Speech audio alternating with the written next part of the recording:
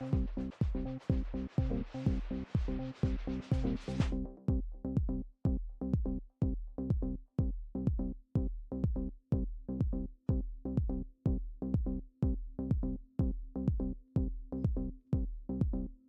evening. Oh no. I've done. What have I done? Why doesn't this? Oh, there we go. Welcome to YouTube. How you all doing? Hope everyone is well. My name's Byron Wu. I can remember how to do intros. And today, we're going to be playing some Nuvem, I think. Um, kind of hadn't decided what I was going to do until very last minute, but I was playing some Nuvem earlier this week, and so that kind of feels like a good place to start. I was mainly playing Nuvem because I wanted to find out what was going on in startup at the moment, and building decks in startup right now is pretty wild. When you're kind of just thinking, I'll stick these cards. It's like last year when Daily Cast suddenly went. And so all of a sudden you're like, okay, so I'll just start my deck and I'll put in three hedge funds and I'll put in some diesels for draw or something, and then I'll put in three Daily Cast. And you go, oh, I can't play Daily Cast anymore. And that was kind of like a bit of a like shock to the system. But it feels even more so this time because you're suddenly like, okay, as an anarchist, like, okay, I what do I play for draw? It's like you suddenly can't play moshing, you can't play steel skin scarring. It's like, what are you playing for draw? Are you importing diesels? Are you installing Earthrise hotels? I don't know. Evening, Augustus. Good to see you. Yeah, it's like really interesting. Actually, it's pretty it's kind of fun and semi frustrating trying to build uh startup decks. Like I got somewhere to like here with Sebastião. Centraling, yeah, startup. Well, startup. I don't know if rough is the right word, but it's not obvious what you should be building. I think the only deck which is like kind of obvious, probably the two decks, but I haven't built one of them, are the Shaper decks. I think Shaper um has kind of got similar enough tools. Yeah, obviously the card pool shrank like massively. Like with startup, it goes from like when they do a rotation, you go from having what one to like 6 packs to choose from to suddenly having four, or you go, or is it just 5 packs to four? No, it's like, yeah, you like drop 2 packs, you gain one. Maybe you're only like actually losing one. I can't quite work the maths out right now. Um, but you are sort of like you're building a deck and you kind of just go, oh yeah, this just needs like this card. Um, yeah, I guess that's true. So it's only 1 pack overall, but that's 10 less cards for each faction from a card pool which is what, like 50, 60 cards per faction. Uh, I, Maybe less than that actually. Let's find out. This is a kind of fun stuff which is interesting to find out. So if we go to like startup right now and we try to build an Anarch deck, for example, and we go to collection and we go to startup. So how many Anarch cards are there in total? I'm going to have to count here. 1, 2, 3, 4, 5, 6, 7, 8, 9, 10, 11, 12 takes us down to Corroder. 13, 14, 15, 16, 17, 18, 19, 20, 21, 2, 3, 4, 5, 6, 7, 8, 9, 30 takes us down to Scrubber. 31, 2, 3, 4, 5, 6. So there's like 36 Anarch cards, for instance. I'm not going to do it for all of them, but they should be about the same. And so yeah, so losing like 10 cards, okay, you've gained like some, but you are losing 10. Like you're what is that? It's like 20%. It's like 20% less cards per faction. Um, yeah, it is actually pretty significant. While it seems as though the normal is for people to feel down about the restrictions for startup, I tend to enjoy the restriction. Yeah, kind of me too. I'll be honest, Jeremiah. I kind of really like um I've always quite liked kind of restricted formats and things like that. So kind of suddenly having to go like, okay, what can I do? It's not like, oh, I've got all these cards. What shall I do with them? It's like, okay, what can we actually do? Like Augustus asked, how does Seb tag itself? And, that's like a pretty interesting question. I mean, the crew is the main way. It's basically you're playing privileged access. You're playing the crew, and you're often hitting friend of a friend for the take one tag option. Is what I found, which then kind of leaves you in this slightly like playing friend of a friend for game 9 is not a bad thing. It's like click for 6, right? And you take a tag, so then you get a Seb trigger and all of that. But you're definitely kind of not. It's certainly much trickier than going. Well, I'm just going to import free rogue trading, so I'm just going to click them, and like that's going to do all my stuff for me. So yeah, it's pretty interesting. What do you play for draw in Anarch? I don't know. I think that actually, and like I was trying this because I thought like maybe I can get through my deck and then Ashen Epilogue all the crews back. Can't do it. It's just not fast enough. So I think this influence in this Seb deck, I think actually like the correct thing is probably to play like Career Flares and play Earthrise Hotels, and maybe a Liberated or two, and cut some other stuff. It's quite hard to trigger Seb like reliably every turn unless you are like literally hitting the crew to reduce strength, which is like okay. It's like certainly a decent enough ability, but it's kind of not really what you want to be using it for, right? Proco time, I think not Proco time, because it turns out that working prototype is better than everyone thought it was going to be. And my word, if you get a working prototype bounced back to your hand, like turn 2 or 3, then if you get a professional contract bounced back to your hand turn 2 or 3, then I mean I've like I remember the days of playing Proco Shaper and the Corp installing Amalia and then rezzing it when I'd installed the Proco Shaper, and it's just a horrendous experience. Yeah, you're probably right. You don't Seb every turn in standard, and even like maybe it's just enough that R plus is still real kind of powerful in startup. It lost like a couple of cards, but it gained a load of others. But yeah, anyway. So I was looking at this. So I think so. From my kind of testing, Anarch is actually kind of tricky to build right now in startup. There's not a good ID to stick just a like generic good stuff Anarch deck in. Like, are you playing that in Reina? Like, probably not. Are you just putting it in Lu and getting incidental value every now and then? Maybe. But you kind of can't play like good stuff Anarch. And maybe there's not even the cards for a good stuff deck there, but I'm sure there are. It's Anarch. You've still got everything you need. Disruption Shaper seems really strong. This kind of Hermes Tau is a strong combo which hasn't got any less strong.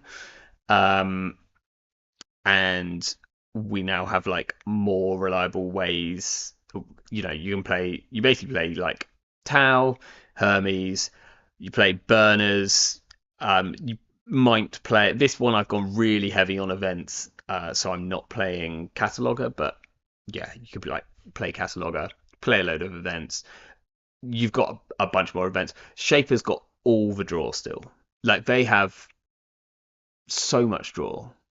Um, like you don't have Nuka anymore, which is like a really weird thing because we're so used to putting Nuka into like almost everything, particularly out of faction. But you've still got diesels. If you want it, you can play VRcations. I've got a couple in here, so you can always like draw through your deck pretty consistently. Um, so that's felt pretty good. And then Criminal, I haven't really tried to build, but I think Crim right now, I think you're probably just playing Mercury. Like Mercury has, or just bypass in general.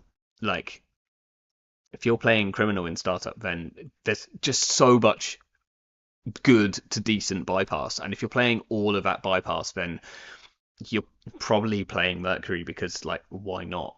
Um, and the corps don't really have great ways to deal with it. Like they're going to have to hard purge your entanglers.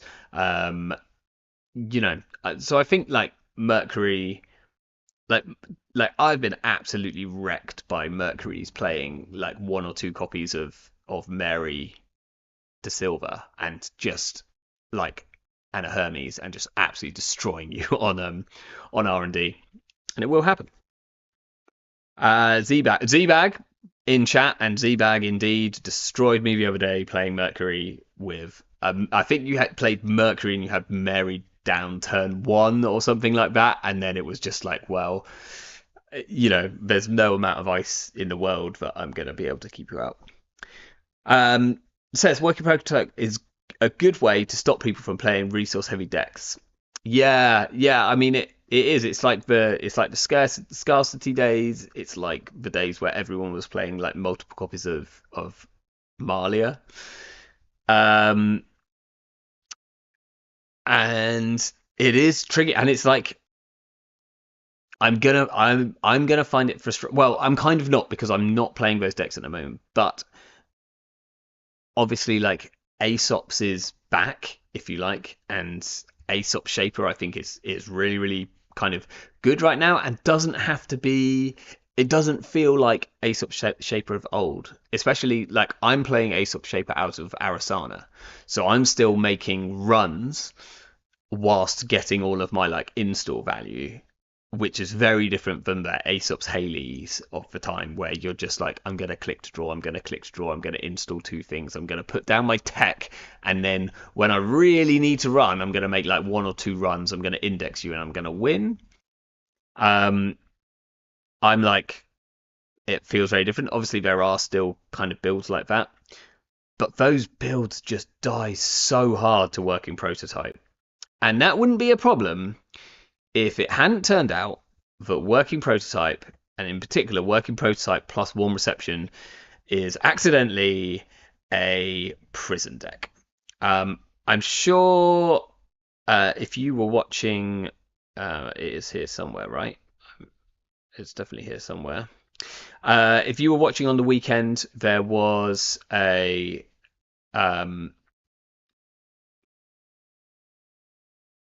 this is a version. I think Alpi. I'm sure Alpi like put their version up somewhere, right? Am I missing it? Um, Basically, if you were watching over the weekend um, on the Fly to EMEA tournament, Alpi took this deck to second place. It's something that he's been testing for a few weeks. It's something that I've played against many times or enough times. It's probably not that many times, but it feels like enough times. And it's there's variants of this deck which I know lots of other people have been trying, and it's like disgusting. Um, it spams out like fast. It goes faster sideways than almost any other deck. Um, if it's set up, if it just needs like one or two turns of you not being able to like clear the board, and you are doomed. Because it turns out that Warm Reception is actually a pretty good card. Like had doubts about this because 2 as a trash cost seems very, very light. Um, but if you're spamming stuff as fast as this deck can spam, then just paying 2 to trash their stuff is enough. So you go sideways incredibly quickly. You're also robbing clicks off the runner with MCA Austerity Policy, which really stops them from contesting your whole board. You're also robbing clicks, if you like, using Front Company, stopping them running the remotes first. So if you have a Front Company down and an MCA and you've clicked it, then like kind of at most outside of a whole load of tech, and there is tech out there, but let's assume that the runner hasn't gotten that out yet, or it isn't in the deck, they're only going to be able to contest 2 assets at most, and that's assuming that they've run centrals and haven't like had to deal with an Ansel or something like that. It did get wrecked in centrals in the finals. This particular deck got wrecked in the finals. In the most like kind of brutal turnaround. Watching a Hoshiko deck become the prison deck. But yeah, essentially it's doing that. If you're not familiar with the rest of this, it plays working prototype, and that means that you're kind of locked into not playing resources, because this deck is able to de-res and re-res 5 cards a turn without very much difficulty. It plays Bladderwort because it's a prison deck. And then it has copies of Trieste model Biroids, so that when you run the centrals, which you have to because of Front Company, which is a really important part of the deck, you hit a Biroid, which is probably either a Hakal or a Ravana, which is going to copy like the Ansel subs or the Hakal subs and give you a load of brain damage, core damage, sorry. And then you won't be able to break that with your breakers, so you have to click through it, and then you've used your clicks, and then do you have any clicks to contest the board? Probably not. Are you playing Marathon? No, you're not. Hey Dave, the tournament was streamed on Axu's YouTube, so I will almost definitely remember to put a link to that in the show notes afterwards. But yeah, essentially asking if this deck is better in Mirromorph or Asa. I personally 100% believe Mirromorph, because I really don't think that you get an Asa trigger like almost ever, and it's actually quite easy to get Mirromorph triggers here. As much as like your first few turns, you'll probably just install free, no Mirromorph trigger, fine. But then once you've got a bit of your board out, then your turn might be something like you've installed a load of stuff, like 1 or maybe 2 cards using Warm Receptions. So that's kind of most of your installs. Say you like install 1 card, click MCA, you click a Nano Etching Matrix, and then you've got an extra click to do something. And maybe that is just to click for another credit, but that's better than Asa, where you like the first thing that you installed, you almost never want to, like, you're not really icing any of the remotes in this because Front Company is doing that job. So I don't see it unless you started importing a load of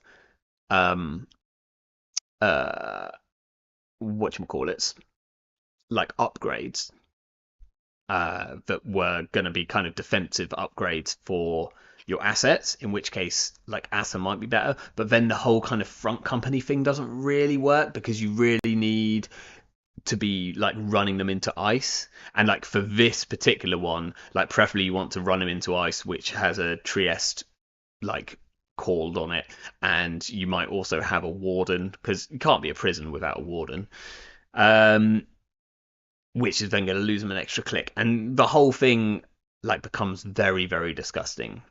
And there's probably like, if there were more agendas, you could possibly do this in Fule. And maybe there's a version which does do that, but I think probably the like lower agenda density version is better. Because there's other stuff that you can play. You can play Nareen, which like is probably about the rudest outside of like tier, which I know there's one tier in this list, but I don't feel like you ever have enough money to res that, but maybe you do. This is like potentially one of the rudest Byroids right now, because if you're forced to click through this, you're forced to double click through it. And if you've already lost a click to MCA and you're forced to double click through this, and let's just say you've got a Warden Fatima like resed as well, that's your entire turn. Done.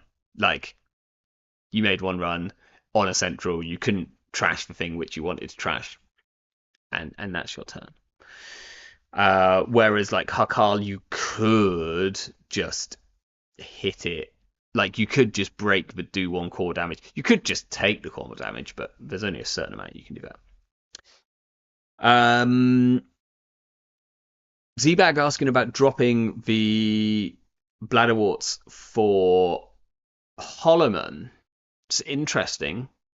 Like, it's like, I don't hate that as an idea, because you can just spam out all of your stuff on the board. Can you restore a hollow? You couldn't restore a hollow man. Click it. No, you can't, because that's a shame. So you could nearly do this. You could nearly do like the restore trick, but you can't score a 5-3 with that. And you get an extra Mirromorph click, but you can't use that Mirromorph click to advance, because you could go like restore a hollow man onto an agenda that is out on the board. Click hollow man, that puts 3 counters on. Advance, that puts a 4th counter on. And then you have a Mirromorph click, but you can't. There's nothing that you could do which could advance it at that point. And Went's gone already saying, yeah, like the MCAs are kind of the things that are helping you score. I know there's lots of people playing around with this deck, and it's this 6 influence which is the most kind of contested as to what it is. Alpi's pretty sure that Bladderworts are correct, because they do just like sap away at the runner, and kind of make the core damage, which you might well take off these Hakals and maybe even this tier. They kind of make that a bit more relevant, and they're taking the tools out of the runner's hand. But there's a lot of other cards which people are kind of testing. I have a funny feeling that you'll see versions of this, and it's kind of hilarious. I'm so excited for Mirromorph with this set, because there's so many cool cards that could be such cool Mirromorph cards. Like, which just do like good Mirromorph value. Like, even like Daniela JK what's her face seems like a cool Mirromorph card, because that's a click ability that can install something which isn't an install action. Like, that's cool. Lots of cool stuff you could do in Mirromorph, and this is the deck that has immediately become the Mirromorph deck. And I think if you're facing into anything on like JNet for a while, it's probably like, and it's Mirromorph, it's probably going to be this. Oh yeah, Loop deck absolutely destroys this. Yeah, Cold Lava excited for Mirromorph combo with Southern Compartment. Yeah, we were all excited. Like I talked up Mirromorph so much in like spoilers week and in our tier video. I was like, I mean, it might not be great, but it's a great Mirromorph card. And yeah, this is what we get. Mirromorph players. I the the is going to be reviled. And the worst thing, like, or the worst, or the best thing is that, like, one of the best cards in this deck, like, I mean, Front Company is, like, an incredibly important part of this deck. One of the best cards of this deck is playing free Restore. Restore is, like, a buck wild card. It's, like, so much value. It doesn't RFG itself. And you get Mirrormorph value off playing Restore because you're probably playing an operation, installing something, clicking something, and then getting Mirrormorph value. Yeah, ways to deal with this. Loop absolutely destroys it. Like this deck can't, can't set up against Loop. I think you'd need like Lou to have an incredibly awesome start, and you to have the most perfect kind of start ever to have a chance. So the Lou deck will just like wipe the floor with this. If a Crim's playing like two Miss Bones and an alarm clock, then I think you're probably it's probably been dealt with pretty fine. In fact, just anything playing alarm clock. Cups, I was thinking as a thing, like, because I was like, man, you just play free compilation. The tricky thing is exactly what you're cupping. I think it's the front companies. Because I think if you take the front companies out of the game entirely, then there is no game plan.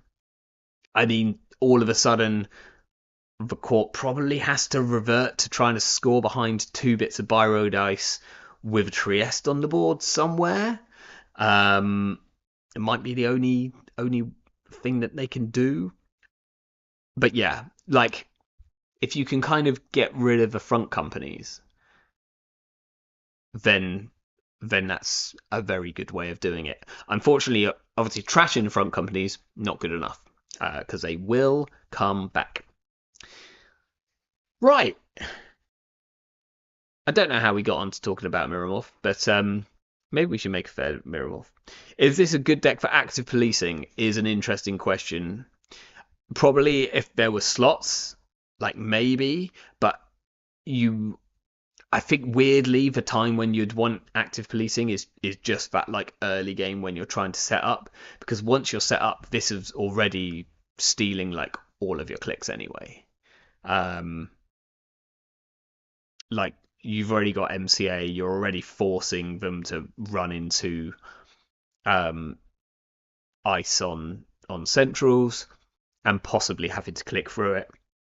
So I think you're already like robbing enough clicks. So it's probably just like the only time you want active policing is like in the like early turns when you just don't want the runner to be able to trash everything, and then it only robs 1 click, so it's probably not quite good enough.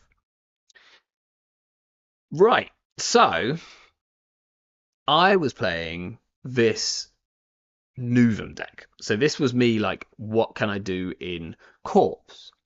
Because I did try and build a Thunderbolt deck. And my word, building a startup Thunderbolt deck, it's not easy. Because it's really hard to make the Thunderbolt text relevant. And if you're like resing and de-resing, there's actually very little like cool stuff to res and de-res in startup, like Magnet and Ping. It's about it. Like you haven't got an enemy in startup or anything like that. Obviously, we haven't got Former Carry, not that we have in standard anymore. You haven't even got like Stavka, which was what I was going to go and build, and then I was like, oh, I haven't got Stavka because that's rotated out of startup. So actually building a Thunderbolt deck in startup looks like almost impossible. I don't see, or it's not impossible. You can build it. I just don't see how it does anything good, and especially because a third of the decks that you're going to be playing against in startup are going to be criminal, maybe more than a third, and they're all going to be on a ton of like bypass. So your ability is just kind of irrelevant. But Nuvem, I was like, well, Nuvem's a bit more simple, if you like. after playing a couple of games with it, I realized that you just have a ton of money.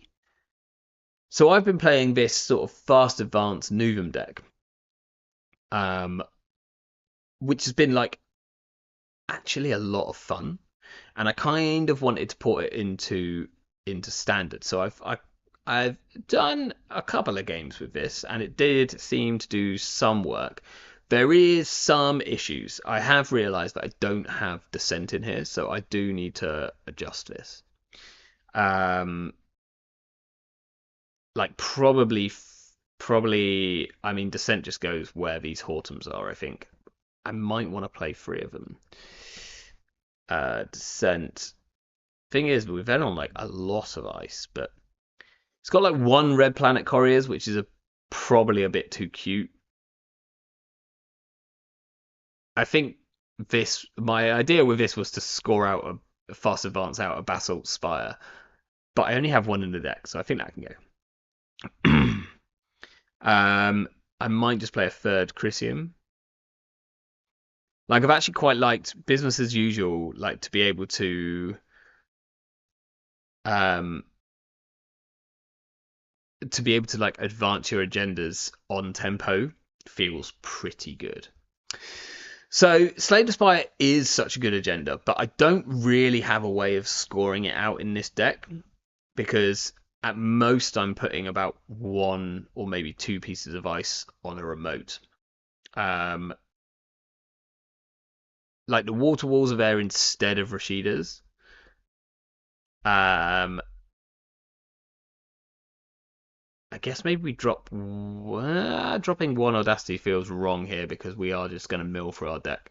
Oh, but I've got 1 more card slot. So it's either play third water wall, third Chrysium, or a third Descent. Maybe we just play a third Descent. Big deal. Had considered it.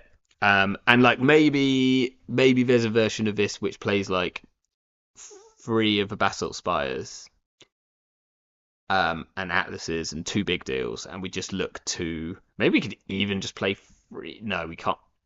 We can't play no spin doctors, can we? Or can we? Can we? Can we just play like 3 big deals and then play like descents and other stuff to get our things back? Uh, like the bad one.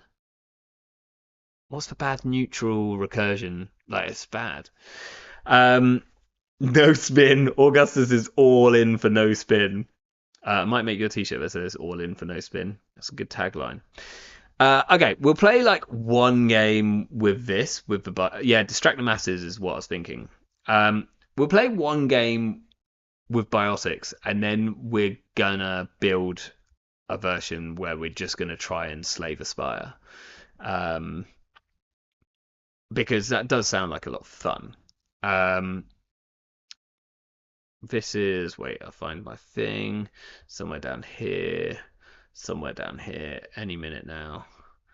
Oh, I've built too many decks in the last few weeks. Boom.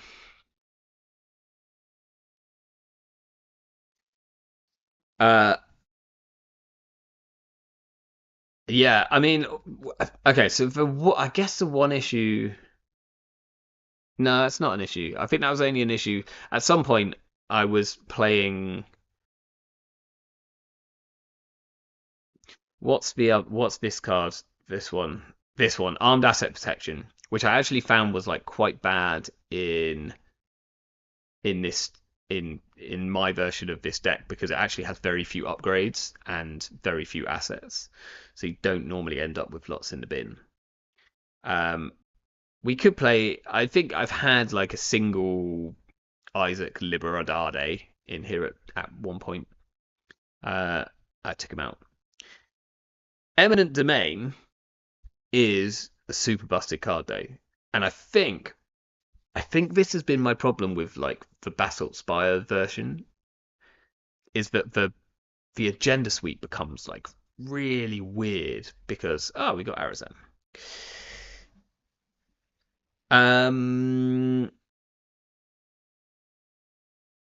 Let's just do that. Let's move my Phase 2 there.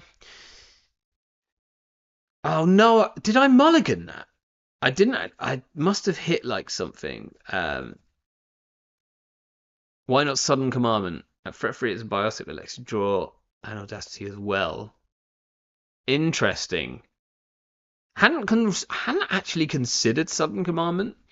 It's a card that's kind of gone under my radar. Uh, we've probably got Ice Up HQ here. This is one of my favourite Nuvem cards. Is subliminal messaging. Like playing subliminal messaging for a credit, like maybe 2 more credits, and a scry of the top of R&D is like insanely good.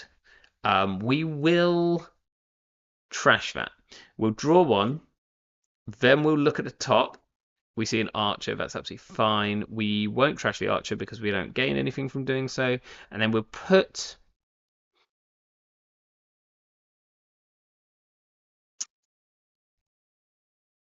I think we put the log jam on HQ. Just so that we don't get like Bernard turn 1. Sudden Commandment's pretty interesting, Seabag. Yeah. I guess we have to get to threat free, which really isn't a problem in Nuvem because like either we're gonna get the agendas or they're gonna get the agendas, you know. So again, we play subliminal messaging. We see exactly what is on the top. It's the subliminal messaging. That's great. We'll trash the subliminal messaging. Now the question is, do we set up a little bit more? I kind of want to protect archives and then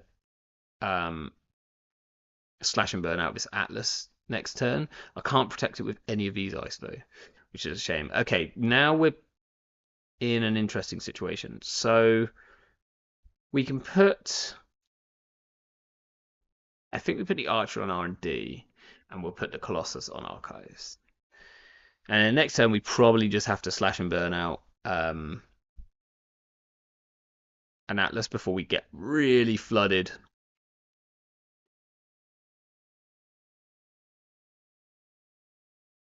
Because right now we're gonna get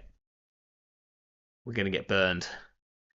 And yes, I know this Colossus isn't going to stop them, but I'm just hoping. I guess I need to get something else in front of it as well if we wanted to actually do anything. Right, they have a lot of money, enough to quite happily install some stuff from hand. So, oh, we got Biotic. That's probably a better way of scoring out one of these Atlases. So let's have a look at the top. It's an Atlas. We'll trash an Atlas, and then we'll just Biotic out an Atlas. Oh, Spin Doctor is good. Okay, so no. This is expensive, but we are like reasonably rich. So next time we draw the Spin Doctor, which is amazing. Unfortunately, protecting the Spin Doctor is super hard.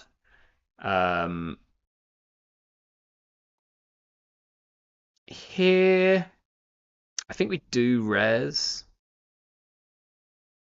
It's gonna be like 2 strength, which is a bit rubbish. But I just don't want them to potentially... Oh, actually, we can't now res any of these things. That's awkward. Okay, they get the slash and burn. That's unfortunate. At least we get Spin Doctor. So we'll... I guess we spin first. Descent is perfect. Let's have a look at the top. We see an Eminent Domain. Very cool. We won't trash that. We'll play a Descent, which will draw a card. And then we'll shuffle back the Basalt and the Atlas. We see an Archer on the top. Ah, we really don't want that Archer on the top. That means that the Eminent Domain is like way, way worse. So we might just trash the Archer. Have we trashed something off the top yet? Don't think so. So we're going to trash the archer, and then we're going to draw. It's another eminent domain, which is a good card, but it's a okay. Do we sack an Atlas to res an archer? Don't think we do.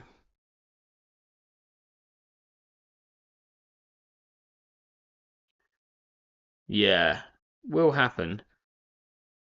Unfortunately, they get to do this very much on tempo. Okay, so we're going to put an archer back into the deck.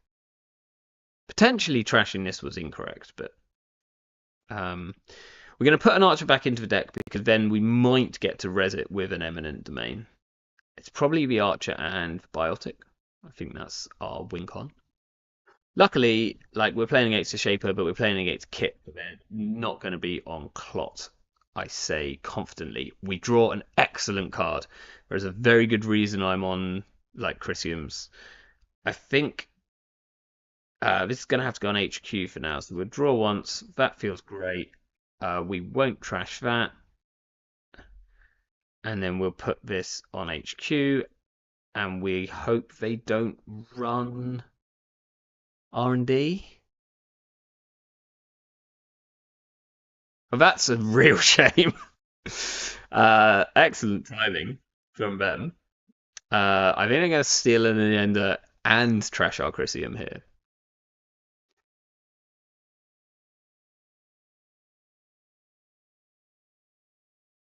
Which is a bit of a bugger. They do steal an eminent domain.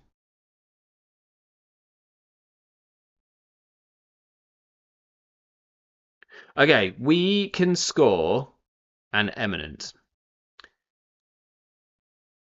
Is that good? Probably not, because we can't keep them out of our archives.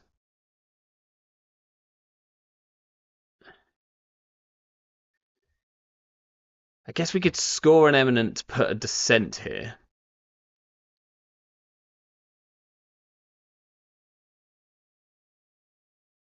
We might have to, just because like we get a little bit wrecked. That feels like pretty awful. Or do we... Is putting a descent here better than just putting a spin doctor out? I guess we will immediately have to pop the spin doctor. But it is safer. We'll also find out what's on the top of the deck. And so actually having a spin doctor, which we can shuffle. When will that happen? Don't actually know. We'll also have a 1-pointer, which we won't mind too much ditching for this archer then. I think we have to score this no matter what. And then it's whether we get a descent here, potentially trashing their Lobosome if they go through. Yeah, I think descent's the better option. Well, it's questionable.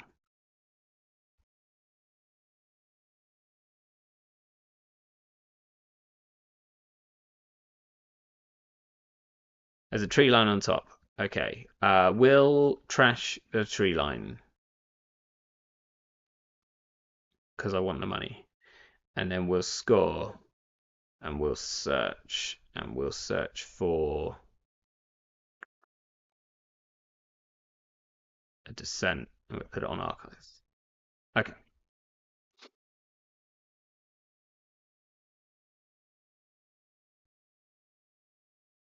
They spark out the Orca. Oh, they don't. They spark out another Lobosome. This is why I don't like playing 2.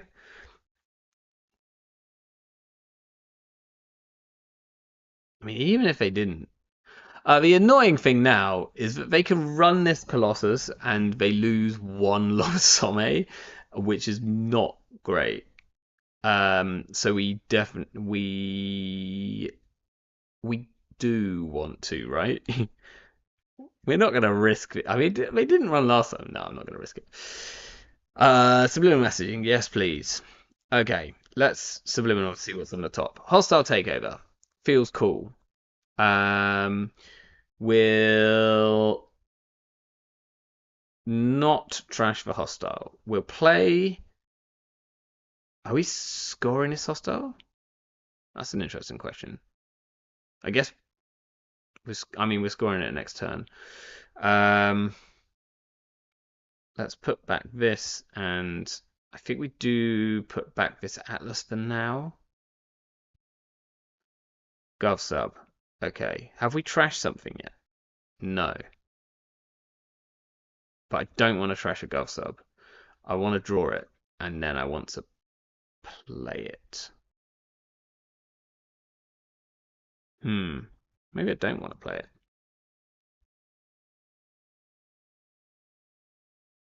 Gaining a credit seems mid, but I think is correct. As much as playing the other subliminal to gain a credit and see what's on the top of R&D, I can't do anything about it actually, if there is something there.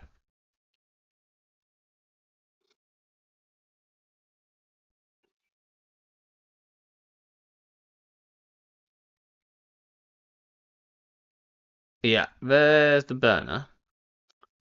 But we were expecting that. At least we did get like the 2 pointers out of our hand. So the worst that happens here.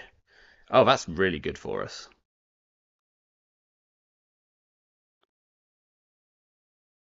I guess if they had then decided to run R&D to pick an agenda off the top, uh, pretty bad for them.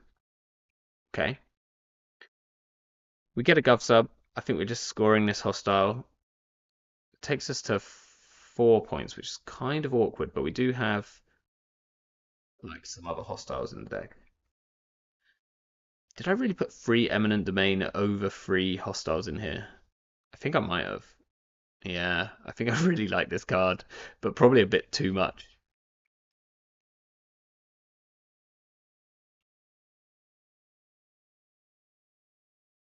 Okay. They find their Orca. So our Archer feels much worse now. They break it for 4 credits, which is the same as they break anything, pretty much. Yeah, we'll add a subliminal to HQ. Right, let's see what's on the top. Logjam.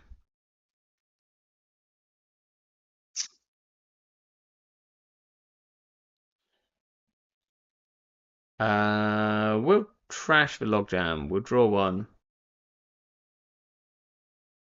We could put that out behind a Theros. I think it's actually fair. Like Theros still costs them 5 credits to break.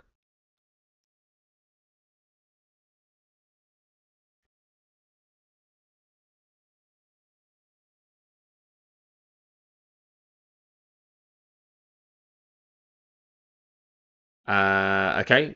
Trick shot. Are we resing an archer? They have plenty of money. Hmm. Do we just let them? Like, if we're resing this archer, that means that we're also resing this Theros, in my mind.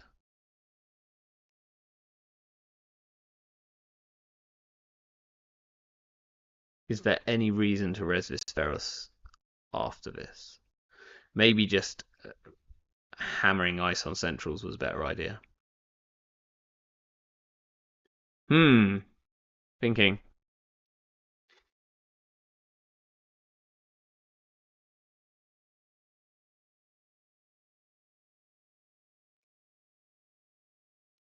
Kind of feel like we have to, but I just think this is a really bad like turn to res it. I think we just let them go and trash this wall to wall, and we just don't cost them any like. Possibly lose anyway.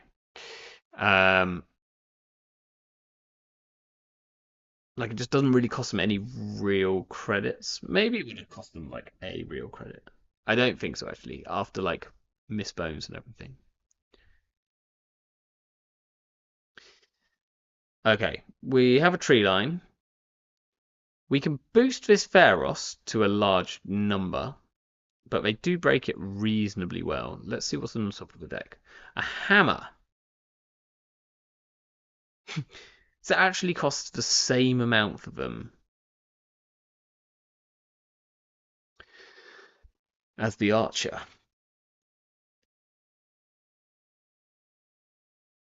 They can let it fire though. Like it doesn't really hurt too much. We trash the hammer and keep drawing. Gonna potentially draw in like I think no. I'm gonna draw, and then Audacity in hand is nice. So now I want it to look like there's an agenda in hand. So I'm gonna click for a credit. Yeah. But basically, I just need to get rid of their burners. Hope they're not on Ashen. They might well be on Ashen. Unfortunately, they see the Audacity, which probably goes on the bottom. Yeah. The others I don't care about too much.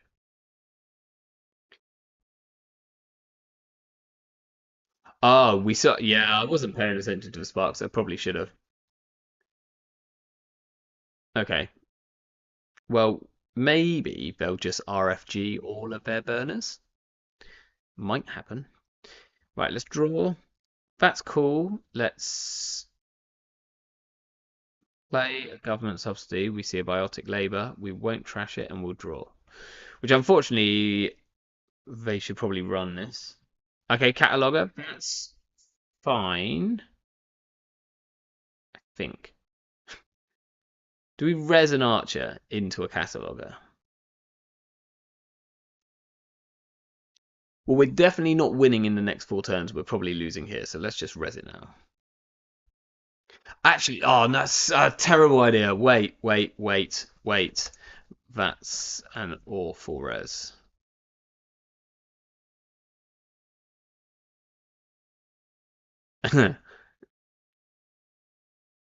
Yeah, no, that's yeah, but it's just a cataloger charger.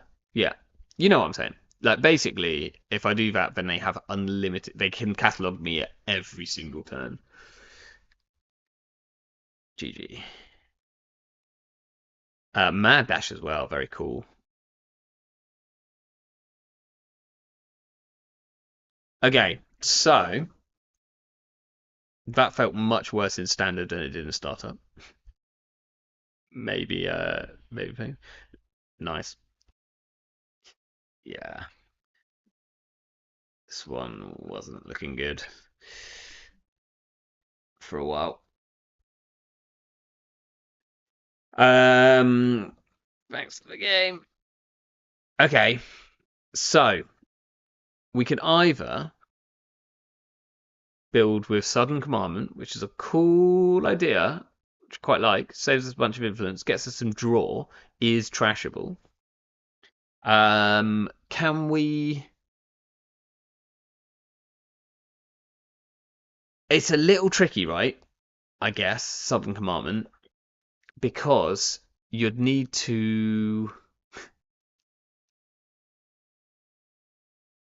you need to install the agenda first, then play Sudden Commandment, assuming that you're going to draw into another worthwhile operation. I kind of want to try this, but with just 3 big deals and see what happens. All right, no spins. Um, we don't need spin as well. We're playing 3 copies of the Basalt Spire, obviously. 3 copies is a big deal. Sudden and subliminal. Yeah, okay, that's a good combo. I do like that. Okay, so what does our agenda suite look like? What do we want a big deal out? We want a big deal out atlases with counters, spires with counters, and then is there anything else which we actually want a big deal out? Like, do we just also see if we're on atlases? Let's take the slash and burns out for now. We'll take the eminence out for now.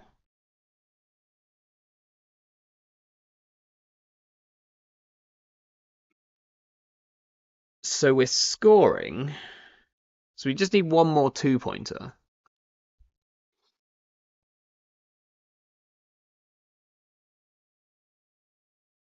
What's our last 2-pointer? It's just a slash and burn, right? As like a as like a fourth audacity. So our scoring pattern is pretty odd. We're probably like big dealing out. We're preferably, I think, big dealing out one Basalt Spire, one Atlas, and then some combination of either scoring 2 hostiles. Do you think the hostile seems out of place? It possibly does, right? It just feels weird to play a fast advanced deck without hostiles. Maybe it's one hostile because like we've got a just for points. Maybe it's like that. Yeah, Basalt Atlas is the better scoring plan. The other option would be to take the hostile and the above the law out and play an SDS.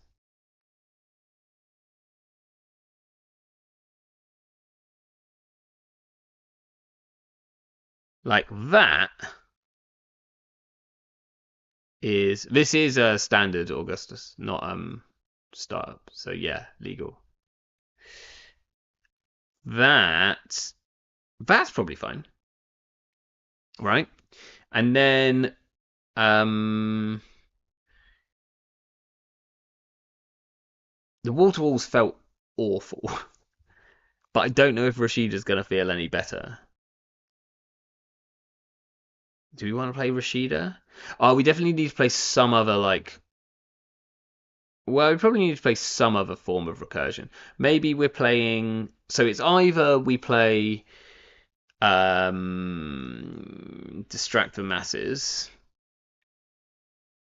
Also, I'm just realised why I'm struggling with burner. It's like I hope they don't have board controls in here, which is probably correct. So we could play distract the masses. Or we could play Drudge Work.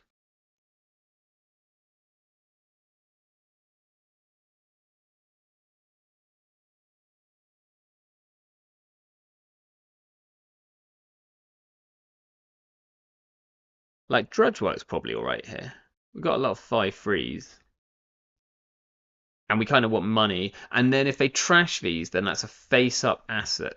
It's a face-up in archives, which means that we could play the other card, the bad one. I'm going to put 3 Christian Grizz in just for a second. I'm going to consider playing. I'm probably going to lose a Drudge Work there. That feels right. Right. And then we put in some border controls.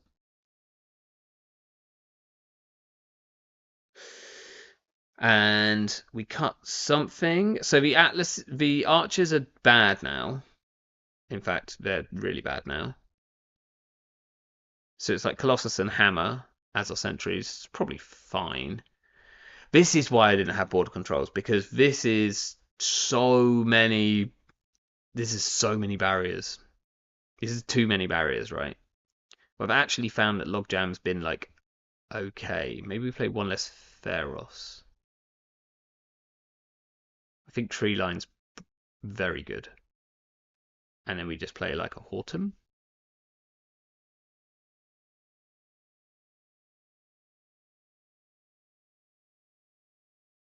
Okay, that's potentially a deck. 90 nice, lot of ice.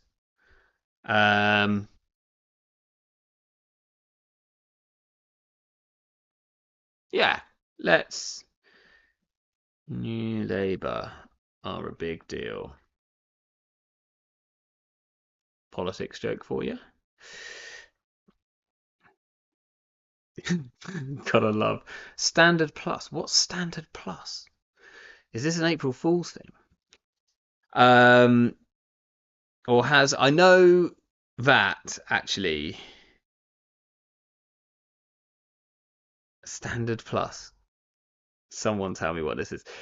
I know that MBK had implemented some stuff. I'm assuming this is an April Fool's thing. I know that there was first five mode here. This um, allows you to choose your starting hand, which I assume is just for today. But that like looks like a lot of fun.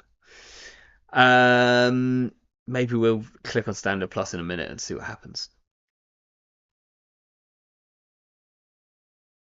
Okay, three big deals. How bad could it be? How are we fast advancing our atlases? One of them with a big deal, one with an audacity. Something along those lines, yeah? Oh, and we got slash and burns as well. Fine. We're actually only on 9 agendas in a 54 card deck. Feels like kind of nuts. Are we going to have enough draw? Almost definitely not. Are we going to have any ice? Probably not. Slight chance we keep this hand.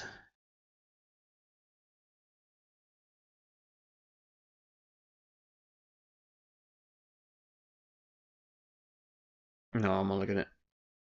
Okay, border control is nice. We're putting that on HQ. Um, we've got all of our like protection against hot pursuit stuff. We could just audacity out an atlas. I think that's a terrible idea.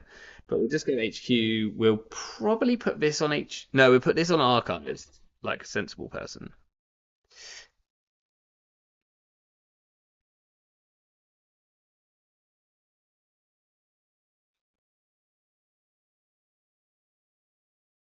Because I've already boned at least one Sebastiao by Chrysium Archives. Actually feels kind of good. There is a chance that we don't draw off this wall to wall and we just audacity out this atlas. What's the chance that that's correct?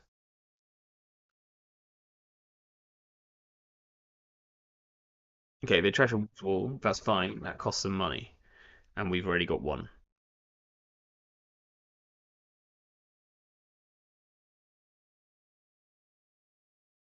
They trash a dredge work. That's also fine.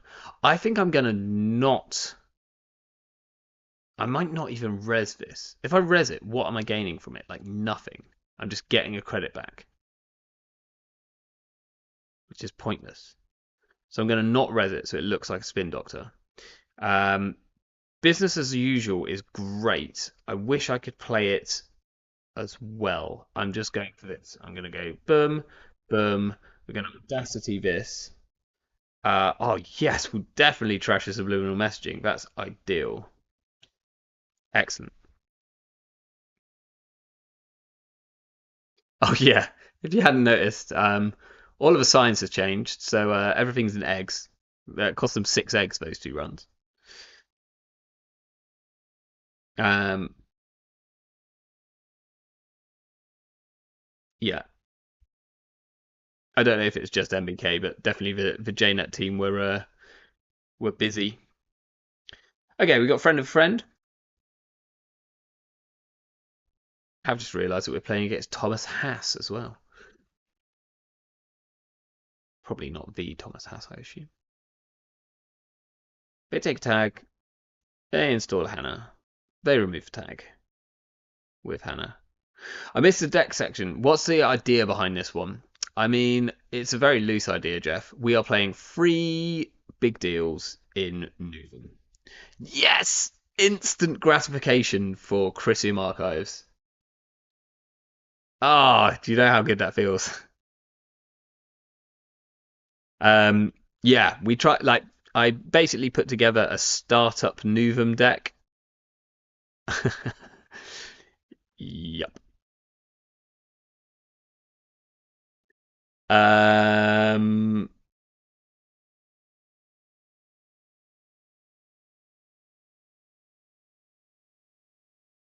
Oh. Oh.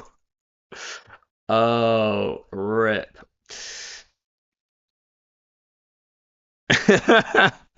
uh. looks like you April fooled yourself. Um, yeah, basically, I've been playing this like startup Nuvem Fast Advance deck, which has felt pretty good. Let's gain one egg, and we'll put an advancement here just for the fun of it. Descent Archives probably feels the most correct. Let's draw one first, see what happens.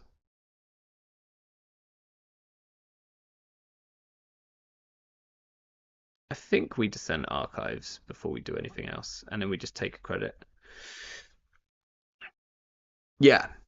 So I've been playing a startup Nuvem deck, like full on fast advance. Feels very good. Lots of fun. Leech is down. We need to get some ice on R&D as well. Sharpish. So I thought I'd port it into standard, see how it felt. Didn't feel great. Great. We played one game with it, so we're looking for alternative option. Oh, they steal an Atlas. That's a shame. Um, and they trash a big deal. Okay. Do we have ways of getting those back? Actually, oh no. Okay, so we have ways of getting those back. It is the Basalt Spire is our way of getting that back. Draw one card, place one advancement on this piece of ice. Why not? Ah, there's one. Okay. I think I want to draw for a hedge fund. No, it's not a hedge fund. We'll put tree line on R&D, and we'll take credit. We don't have a virus, but we do have business as usuals, which we could use to purge the leech.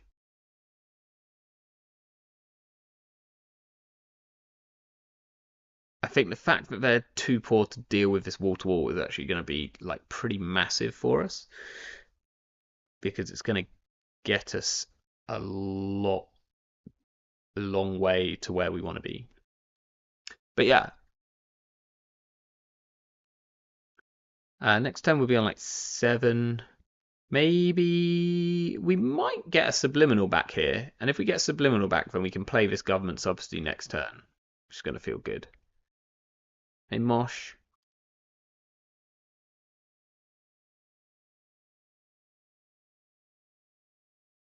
Like, I don't see him running and trashing this last turn, last click with 3 credits. Oh, well. Oh no, and they labor rights. Okay. They trashed 2 bustles and a crew. No, that's what they moshed. They moshed a crew. Wild. And they put back a Privac, a Buzzsaw, and a Steel Skin.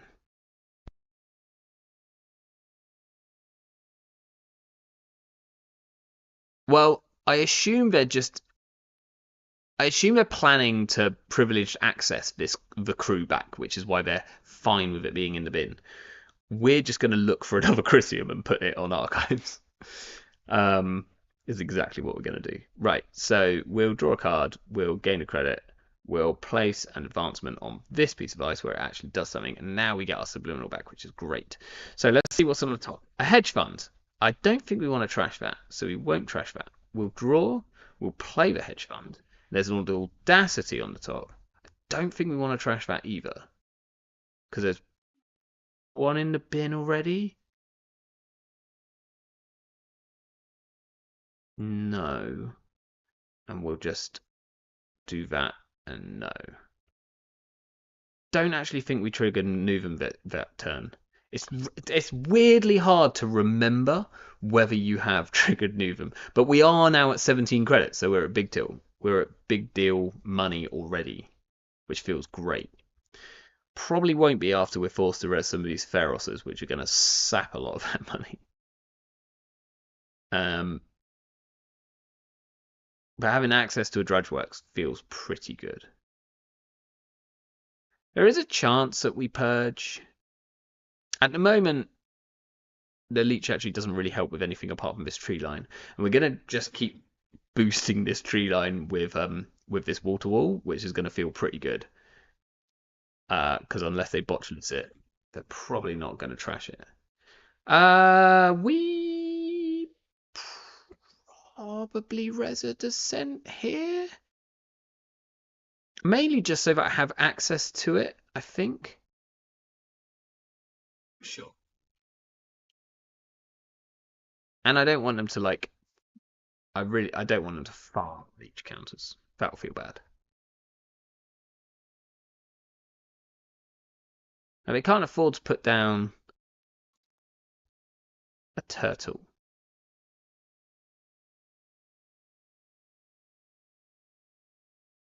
I assume they pop this and just float attack. We can't actually punish that in any way.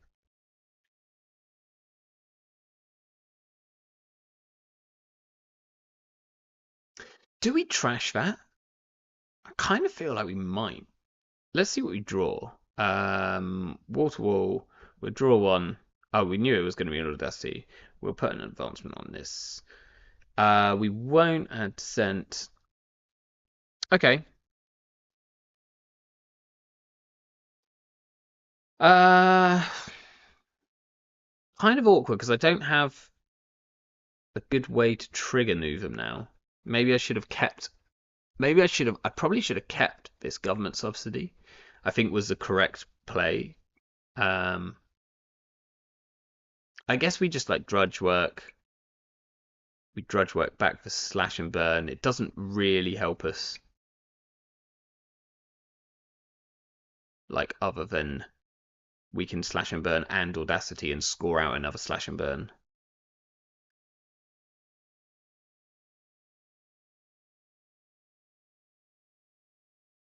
Get rid of that.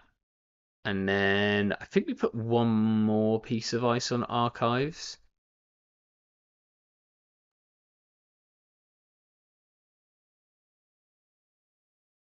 Colossus feels mid. Very mid.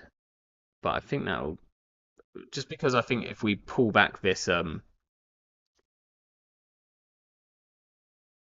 if we pull back this descent at some point, I don't want to leave archives completely unprotected. Possibly trashing this Valentina was correct, but we have to be careful that we don't go too poor because our fast advance it does cost us 17 credits, and we also probably need to leave ourselves like 8 on top of that just so that we can deal with this. Wow, I'm surprised I didn't use Hannah to like maybe challenge this drudge. But I guess they're just trying to get their engine going at the moment. We're gonna hope that they're on a hot pursuit and not a rogue trading build because. Okay. So now I think we actually just purge, just so like this border control is really bad though, so it's actually like not worth it. I'm gonna keep boosting this tree line. Let's just keep going. Descent, no. We'll draw one. Okay. Yeah, I forgot I had 2 things out. So let's play this to see at the top, and we'll trash this off the top.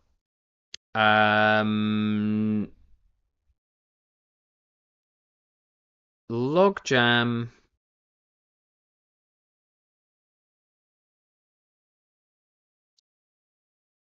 They can unfortunately deal with a hammer, but hammer is like really good against them.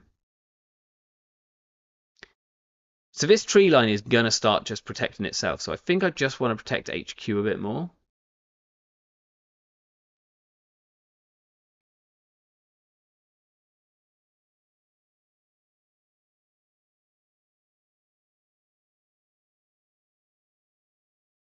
Like next turn we might purge.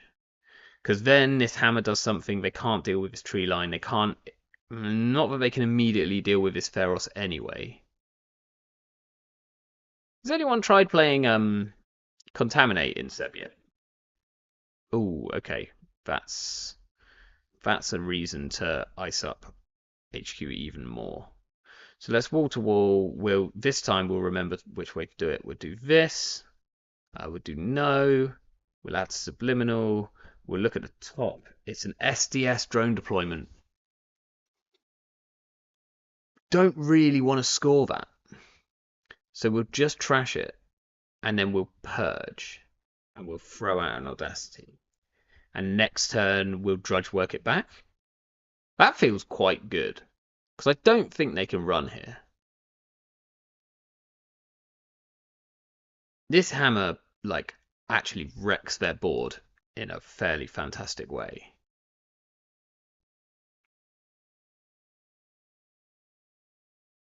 Trashing this STS is a 5 credit play. That feels quite good. Like, we get 2 off Nuvem, we get 3 off the drudge work.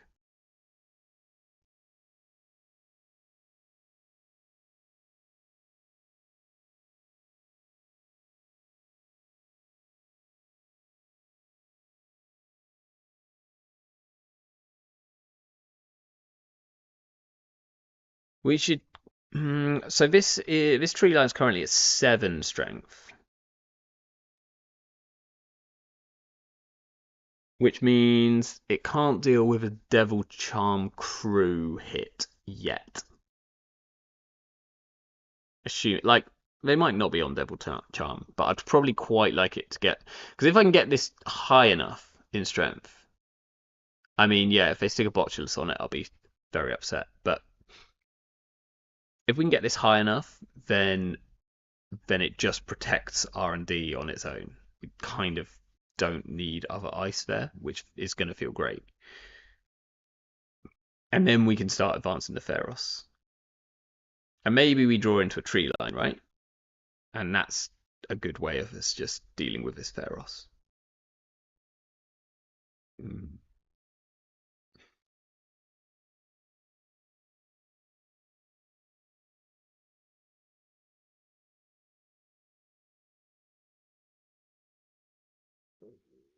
HQ feels a tiny bit sketchy.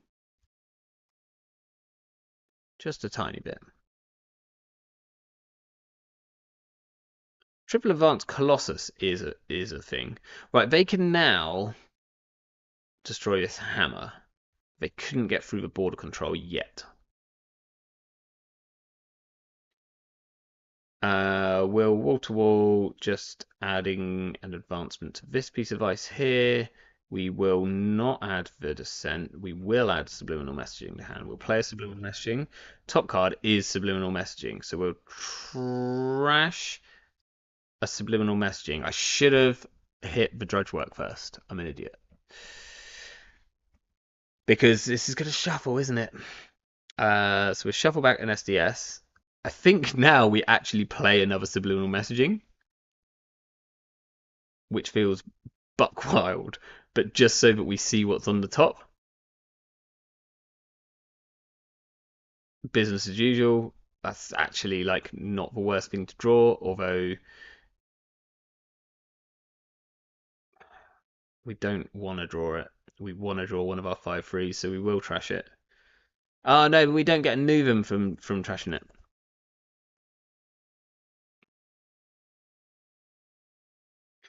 So we'll just put this. It's either HQ.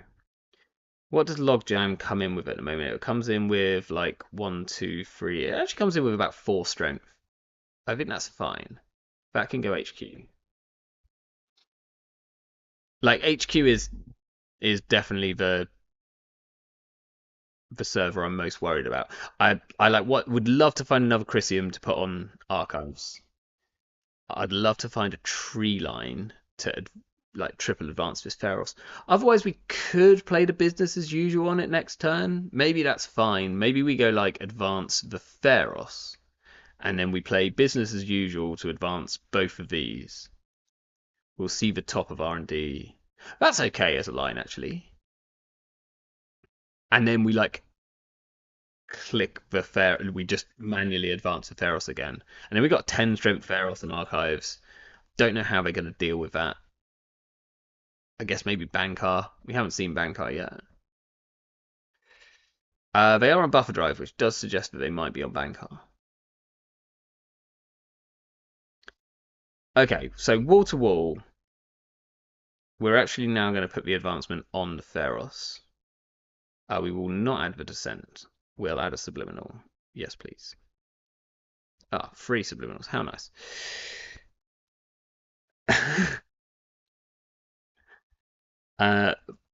Both of those are notoriously good cards. So we will play Subliminal first to see. Okay, we got a Basalt Spire on the top, so that's cool. So we don't want to trash that, or do we? So that we drudge work it back. That feels terrible, but like, are we actually scoring the Basalt Spire next turn? We won't trash the Basalt Spire. We will draw one, which is a Basalt Spire. We'll then play this business as usual to put an advancement here and here. None of these are advanceable. Oh, the Logjam. This is at 8 strength. We will trash the government subsidy, and then we'll just put one more advancement here, and then we'll throw out 2 subliminal messagings. And then next turn, we can big deal out the Basalt Spire. And then we're in a pretty good position.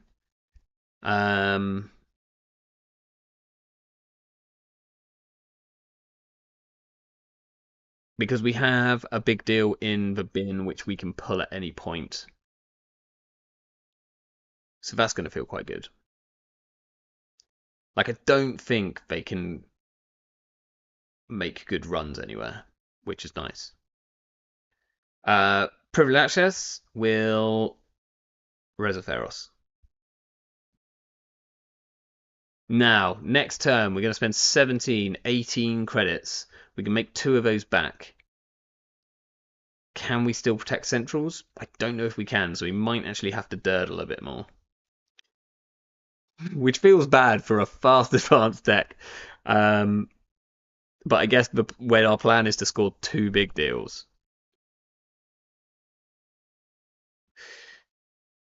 At least they get a tag here that they can get a Seb trigger. Yeah, so that's quite scary. Like, if we open up any of our centrals, then we're in trouble. So we need to be able to res this tree line and probably at least 2 bits of this ice.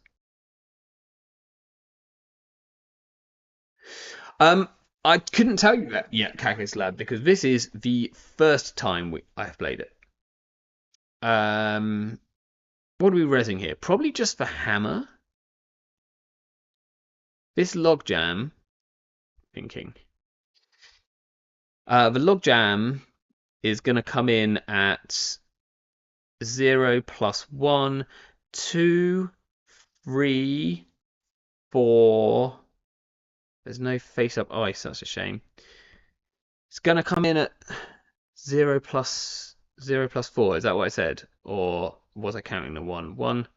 So we've got assets, operations, and upgrades. Plus it's got 1 on it. So it's going to come in at 4 strength. So they can exactly deal with it. They will have to use both their crews. They can also exactly deal with this hammer. What would we prefer them to waste their crews on? They have to deal with this hammer, otherwise we like... And then they would have got rid of one of them. I think we res the hammer, and then we stop them with the border control.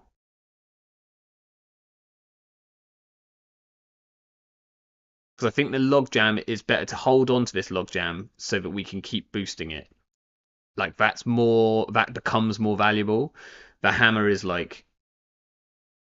The hammer can fall here. I think we possibly drudge work this Basalt Spire back here. which feels pretty bad, but there we go.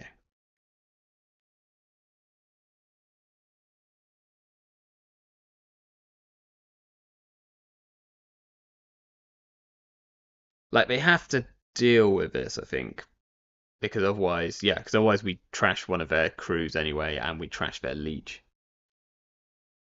They're now on 3 tags, which is interesting. Will Resin Almighty Border Control. Wait, can they? No, they can only use this once per turn. Oh, for a second there, I was very worried. Very worried. I thought I'd misread the crew. Okay, so descent can stay where it is. Wall to wall will put an advancement on the logjam. We will not add the descent. Okay, we have to shuffle at least one of these back. We're back up to 17 credits. So we can just take 2 credits and see where they go. They can now deal with a 2 strength ice. So everything here is pretty safe. They're not going to be able to play a privileged access for a while. The problem is if we score this next turn, then we can't res. Like, we need to be able to res both of these, or they're just going to start, like, hitting us with leech. Okay, that's only. Yeah, that's not too problematic. This is fine. We'll res a logjam. Oh, no worries. You can undo.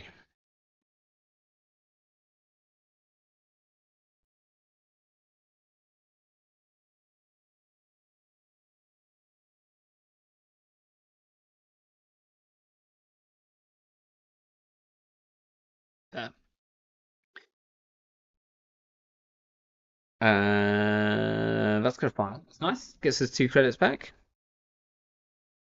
We can now get all of our wall-to-wall triggers if we want them. Do we actually want to draw here? I don't know if we do. I want to get this to 8. So let's game 1, and we'll place 1 here, and then we'll say done. No.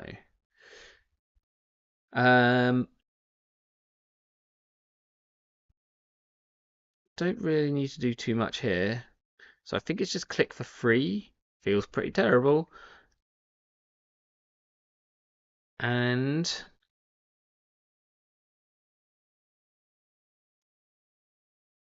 if we throw the audacity, it's a bit risky. So maybe we put the border control on R&D. Maybe we put the Colossus on R&D.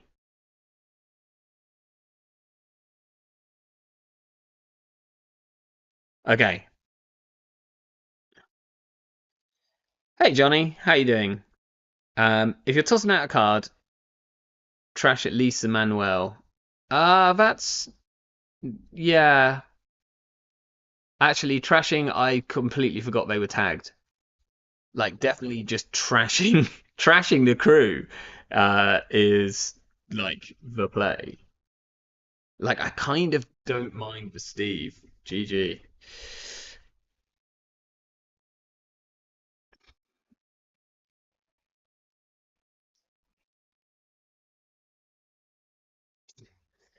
Uh, that felt a bit dirtly. Like I forgot what Waterfall does a bit. Oh no. Um, I was actually only resolving 1 for most of the game because I had a drudge out, but the counters were very crucial. Um, so the question is, yeah, oh yeah, no doubt.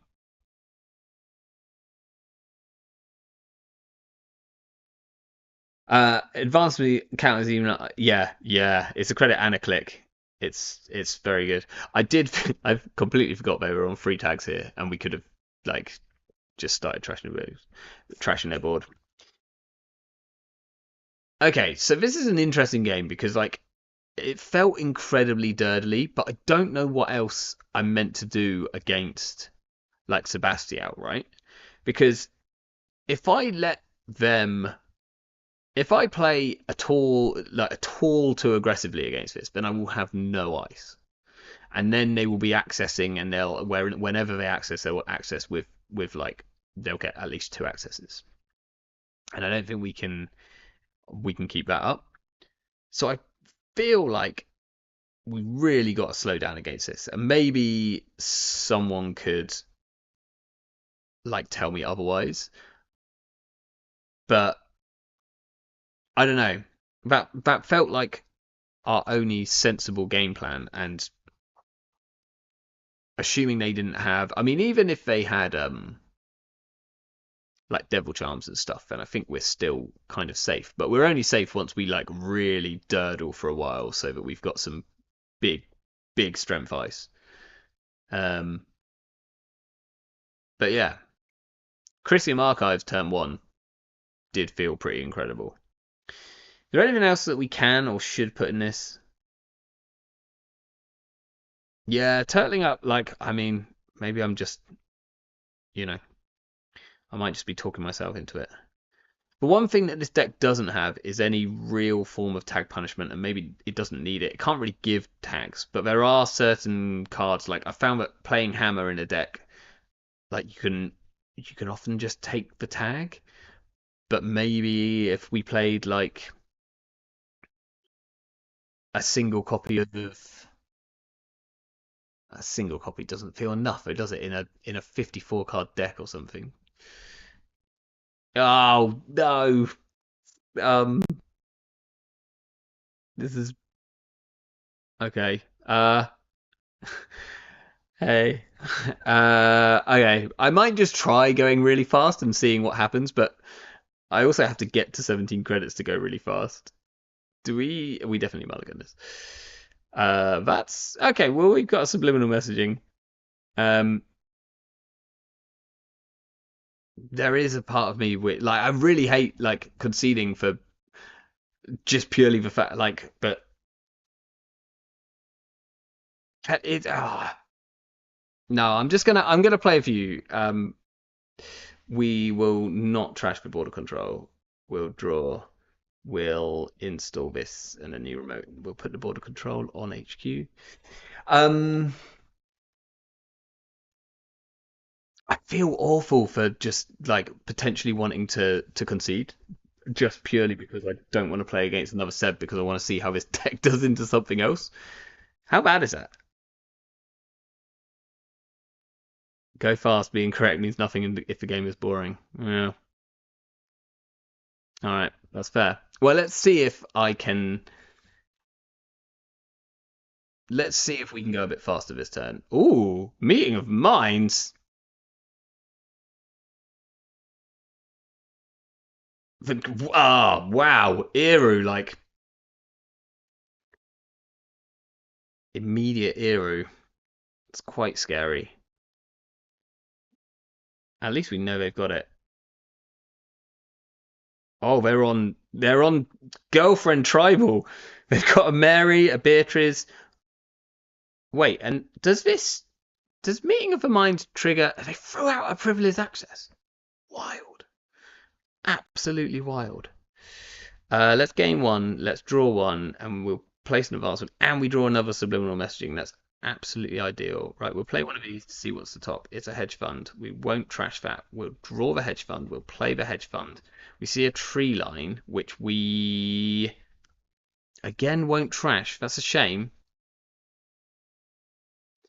No, and then we're going to put the Pharos on the archives, and then next turn we're going to tree line the Pharos.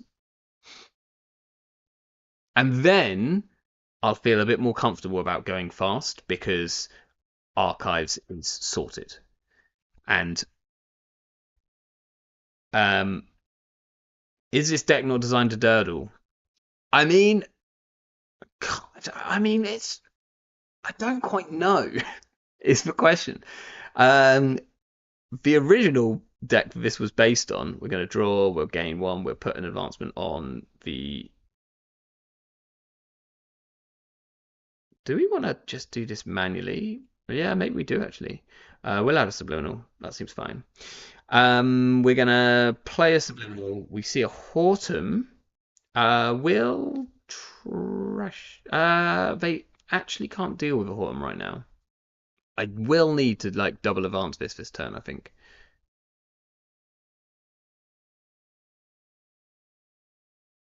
Yeah, sure. We'll trash that. We'll play this. We see an SDS. It's fine. We will not trash the SDS. We'll put the tree line on R&D. Maybe I should have just tree lined it. And then we'll business as usual to place an advancement counter on here and on here. Okay. No. Done.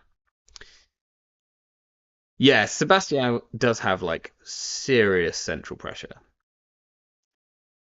Like on all centrals. Like weirdly, you're kind of fine with like leaving R&D pretty open, which is like wild. And maybe Sebastião deck should be on Stargate to stop that. We see a drudge work, that's perfect. We will not trash the drudge work. We'll draw the drudge work, install the drudge work, res it, and click the drudge work. And I guess the fact that we're playing drudge work probably suggests uh Takaki's Lab, but this is a Durdle deck. That's like this is like a Durdle card, right? They're on Amanuensis. Augustus, I do not know how this wall to wall is still alive. We've managed to get like several of these off. Oh, now we draw a subliminal, which we'd actually we drew a big deal, in fact, which we'd actually be okay with smashing one of them. I think we do trash the border controls. I think the border controls are actually pretty bad into Seb. Do we play another subliminal just to see what's on the top of the deck, or do we draw? It's like a weird question. Perfect. That's good for next turn. Um, let's see what's on the top. It's an SDS. Okay, so we'll trash the SDS. Okay, yes. Okay, this like worked. That's actually quite cool. So we can trash it using the ability, and then we can drudge it back for money. We'll discard a subliminal. I think we discard the border control. Yeah, we can always get it back with a Basalt Spire. So we can go quite fast this turn. Okay, well now they're going to trash these, and if they don't, then no worries, Kagas Lab. You know, it's yeah, it's definitely not the most proactive deck out there. I'm not gonna lie. Okay, our border control is probably coming down, but we don't really care. We'll do game one. We'll add a subliminal. We'll add all the subliminals. Why not? We'll play a subliminal. There's a gov sub on the top. We will trash the gov sub, and then we'll install advance. Oh, I can't see the advance here. Sorry, log does need a lot of scrolling. Advance. Play a big deal. Score a Basalt Spire. We see an Atlas on the top. Do we want to trash an Atlas off the top? Like maybe we can get it back next turn. I think no. Is it safer in the bin? We have trashed something already, haven't we? So we'll do no. And then we'll do this because we. Oh yeah. So it's safe wherever it is because we just Basalt Spire it into the bin if we need to. Because this trashes the top card, the card from the top, right? Which feels pretty good. Okay, they've got Eru. They run here. We res a Pharos, which they cannot deal with.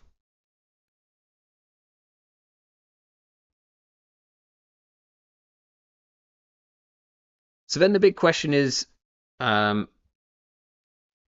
we'd need to draw another.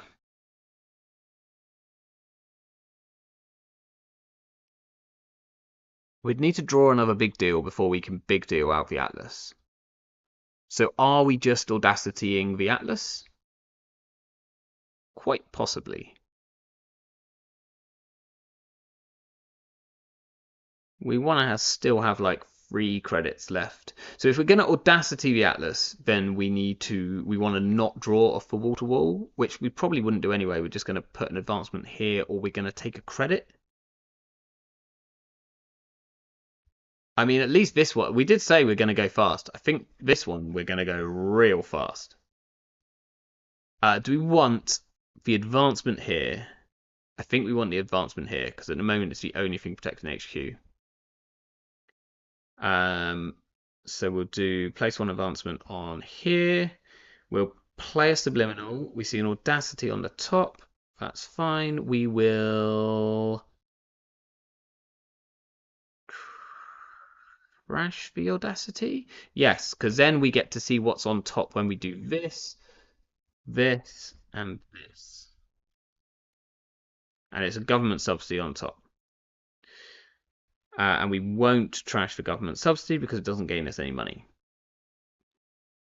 And now we know that the top is safe as well, so we don't even have to res, which is nice. And we have access to audacities if we just draw into another Atlas. We don't quite have the money for a second big deal yet, but I think we're going to have it literally next turn, especially if they don't run and they give us back our subliminals, which is quite funny.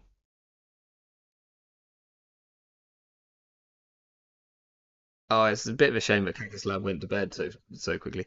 So we can. They do. Okay, so they actually see 2. So is it worth us resing this tree line? They can't break it. We get a credit back. I think it is. It's worth it. We're not gonna get subliminal back. No, but this will give us a credit. This will give us a credit. I think we can credit government sub and like be back in the money game.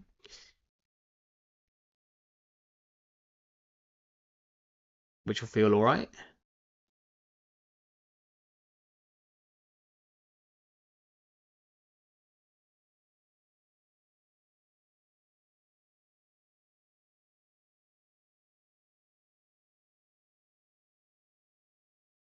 Yeah, I think we need to play the gov sub no matter what happens because okay, we see a Pretty Mary. They do also have a tag. Do I trash? Can I trash? I can play the gov sub and then I can trash this stuff, right? This is an additional cost. Sebastião isn't.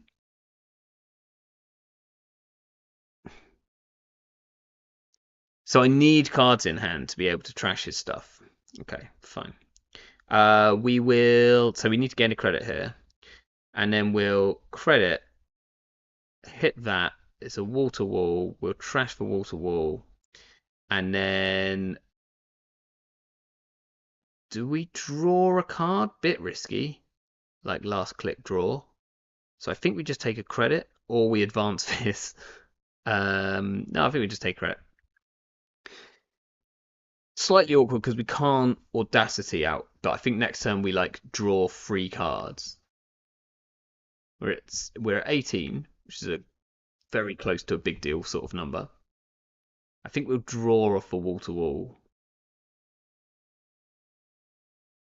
and possibly get like a better ice on HQ. So let's draw 1. Oh wow! Oh my gosh! Oh my gosh! That is ridiculous. So we can audacity because of subliminals. Wild, absolutely wild. Well, we said we were going to go fast. It happened. No durdling, just smashing out. Now we maybe didn't get sort of challenged too early. So, and we found like kind of exactly like these two pieces of ice are the kind of exact things I want against Seb. But that felt a lot better. Let's do one more game with it as it is, because I think it's funny. I don't want to play like a really dirtly deck on stream, but I think that showed that it doesn't have to be, right? Oh, we missed out on CTZ. Maybe that's a good thing. Oops. Hey, I forgot to put that I'm streaming. Is that okay? Is there any chance we keep this hand? Thanks. Would the deck be faster with -1 big deal and spins and DRM? Probably. DRM's an interesting one. I think we'd just play pivot instead in terms of like maybe we play attitude adjustment instead of the DRM to like just find things that we want. Um, kind of semi tempted to keep this, but it's like it's not a real keep, is it? Okay, do we want to Chrysium anywhere against Hoshiko? Don't actually know if we do. Semi tempted to set this wall to wall up behind a border control, but I think that's a bad idea too.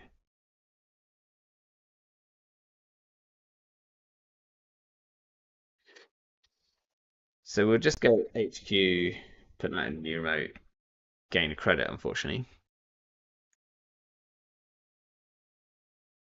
Now the real sad thing is if they like run R&D and steal a Basalt Spire turn 1 when you've got nothing in archives that you can even recur.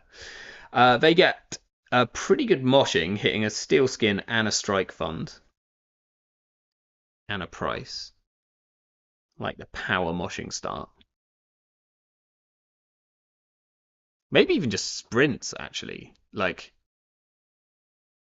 the problem is it's like playing so if we played pivot, then we could find the big deals.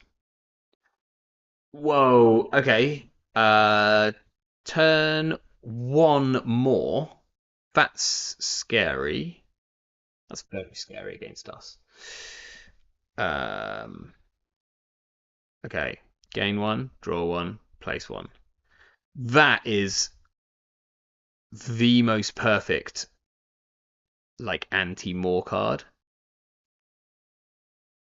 What's the chances I draw into a hedge fund or a subliminal messaging? It's like 6 in 46. Draw. Not one. Unfortunately, we've left this wall to wall open. I have just realised that. So as much as I've protected R&D, if they want a Moor trigger, they can get a Moor trigger. And it's probably worth it for them. Like, do you run this and then run back and trash it? Maybe. Or do you just leave it there to like force us to get the Moor trigger?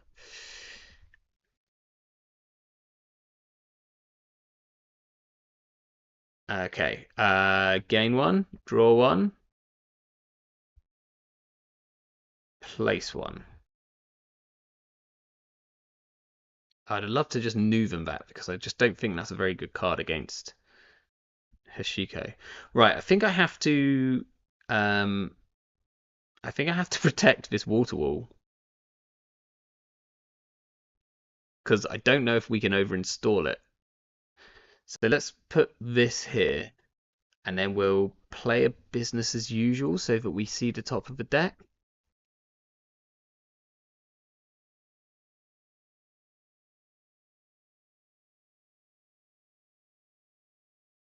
And then we'll gain a credit. And we can res some of this ice. I mean, if they run the hammer first, then that's great for us because, like, well, it gets rid of them more. Is the only thing it actually gets rid of because it's trash 1 resource or a piece of hardware, and obviously we're getting rid of them more there. If they run the logjam first, I mean, this is still expensive. They've got boost twice, right? Yeah. So if they run hammer, it's like 9 credits to break it currently.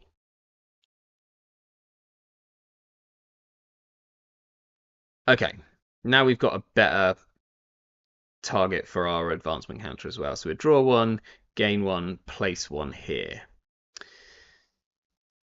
Okay. Now I want to put the drudge work out to shuffle back the agendas. But if I put it in its own server, then we're in trouble. So let's see what's on the top. A tree line. It's interesting. Is there any chance we make a second server, neither of which we're planning to score behind? That can't be correct. There is a chance that we keep the tree line. I think we keep the tree line and we put it on HQ for now. No. We'll draw and we'll install that on HQ. I don't feel like this border control is going to last very long. Or at all.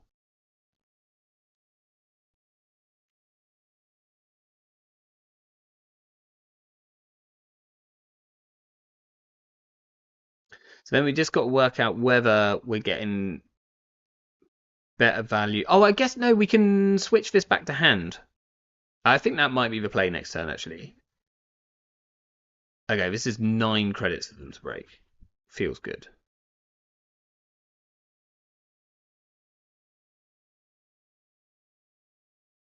I guess they don't. I guess it's 8 because they don't have to break the last sub, and they could take a tag. I don't think. I don't think they take a tag.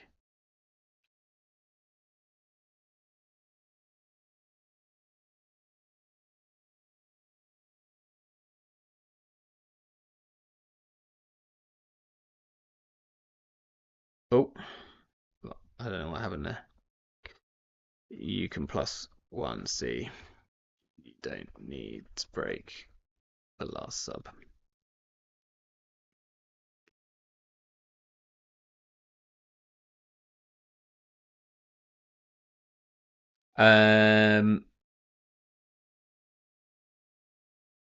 What do we access? What do we lose? Okay, we lost the Audacity, which is actually fine. We're not in a position to Audacity. I think we now, yeah, I think we probably drudge work back with stuff now.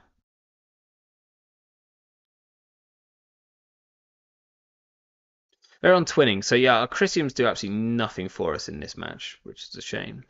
So we probably just want to, do we want to draw? I think I want the advancement counter, so I think we'll go gain 1.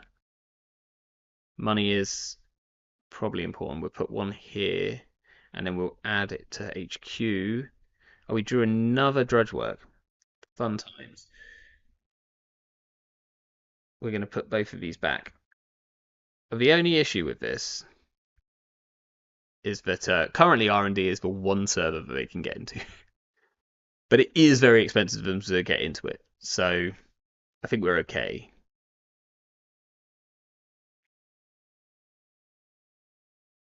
Haven't found any subliminals yet, which is a shame, because I think this is a turn where they probably don't run.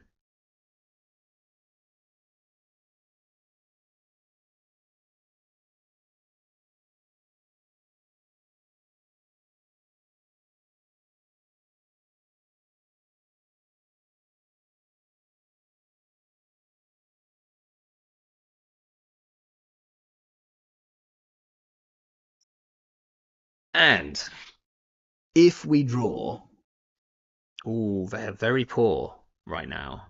If we draw a Basalt Spire, are we jamming it behind this logjam? We didn't draw a Basalt Spire. So I think we draw 1. We're going to probably put the wall-to-wall back in here. Descent is fine. We'll play this to look at the top. Place 1 on here. 1 on here. We see a big deal. We don't want to rip that off the top. And then we'll just put the wall-to-wall back in the server. Okay, tree line is currently 6 strength, which is actually a boost with a turbined whatchamacallit. They might be on Mavirus as well, something that we got to be careful of. Okay, they get our wall to wall. That's a shame because I actually wanted that. Oh, they let us have it. Okay, they milled the Crisium. That is absolutely fine. Absolutely fine. We do not mind. I guess like Crisium pinhole is the one thing that Crisium stops against their deck. So we could have like no, that's a terrible idea. Right, what's better to advance here? The tree line or the logjam? Probably the tree line. So let's draw one. We knew that was going to be a big deal. We'll place one here. We draw another tree line.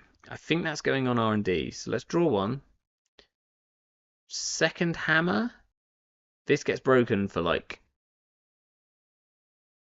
about 1 credit once they're a bit more. I think maybe hammer archives is probably fine.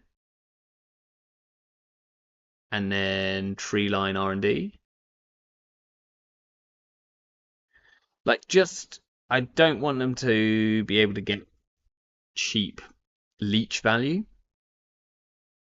Because they're probably on turbine, but most of these lists are also on leech.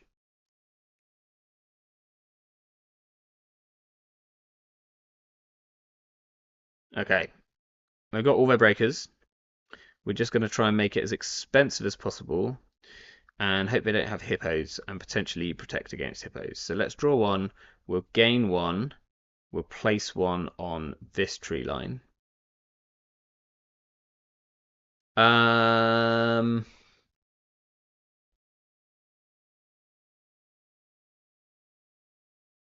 We could play the descent.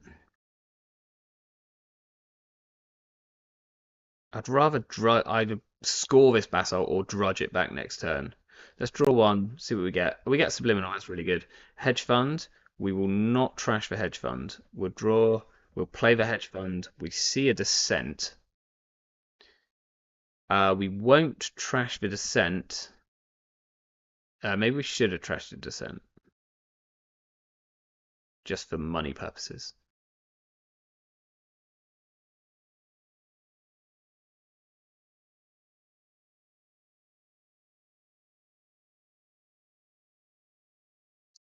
Okay, they have no hippo yet. But what if they bounce and come back with a hippo? Then we're sad, right?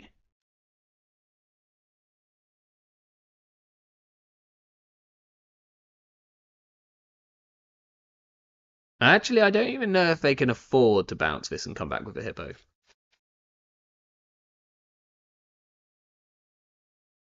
Because what's this to get through at the moment? A lot.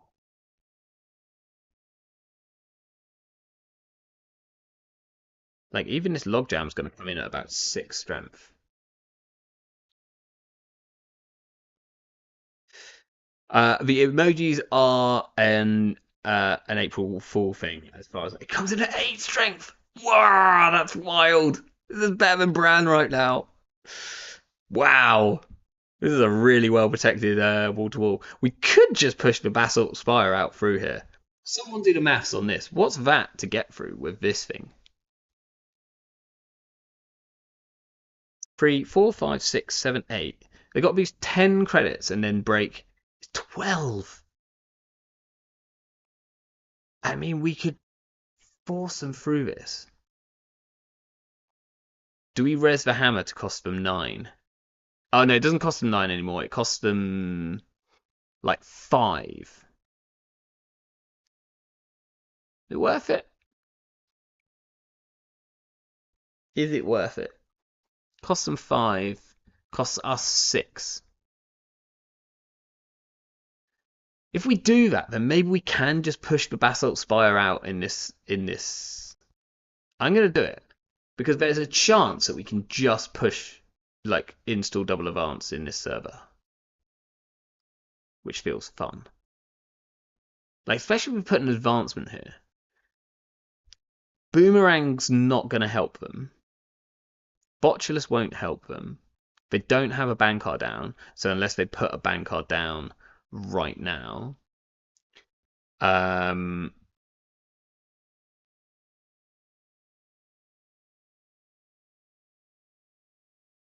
we go like super poor. I think we gain one. We place an advancement token on the logjam, and we just start pushing out in this server. I'm gonna keep this.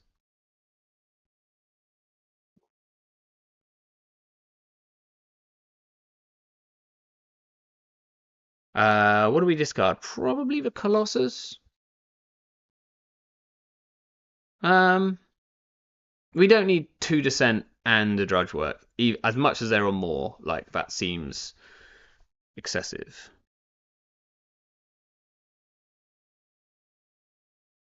I guess they can get into R&D here. They can see like free cards, they're more a card, blah blah blah blah.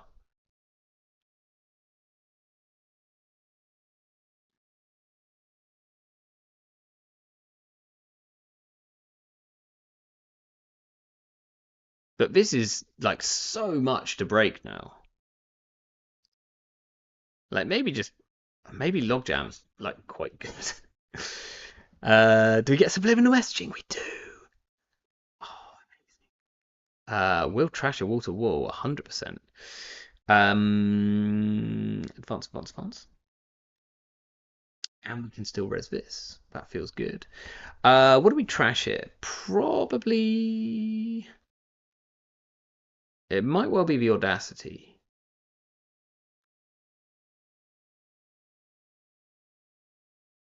I think it's the Colossus. I think we're pretty far off being able to afford to install all res that.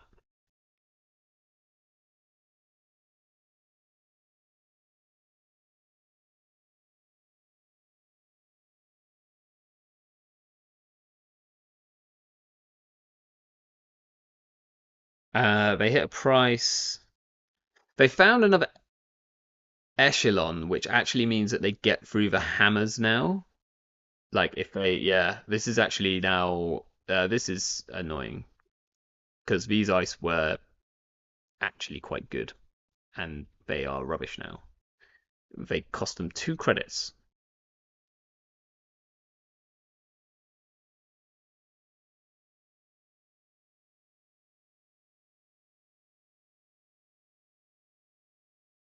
Oh, but we get a subliminal back again. There's an Atlas. Okay, we kept the Audacity and subliminal. Yes, please. Are we scoring? Are we just scoring an Atlas, or are we setting up?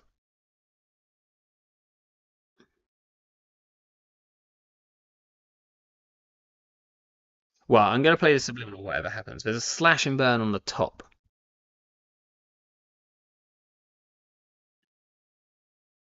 So what we could do, right,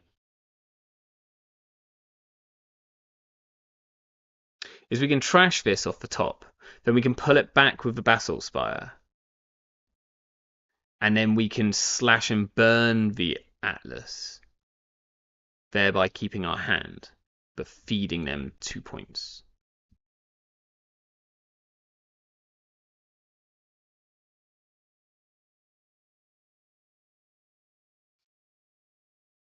And potentially saving it if they run next turn. If they run archives, they'll steal the 2 points. If they don't run archives, then we descent it back. Red level clearance would be sick in here, actually. If we could red level like the Drudge Workout or something, then that would make this even better. I think we go. I mean, the other option is that we just leave the slash and burn there, and we Audacity out this Atlas.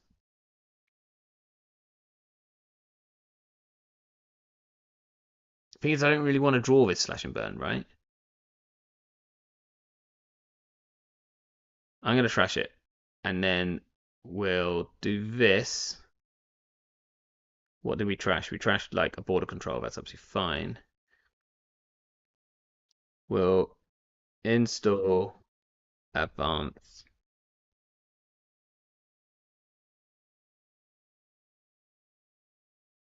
Wait, should we just be pushing out in this server? Is there any reason, like, this costs so much to get through? Is there any reason for us to be fast advancing? I hadn't considered this. uh,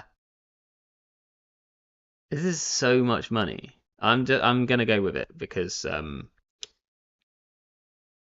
there's a Hortum on the top. That can actually stay, maybe?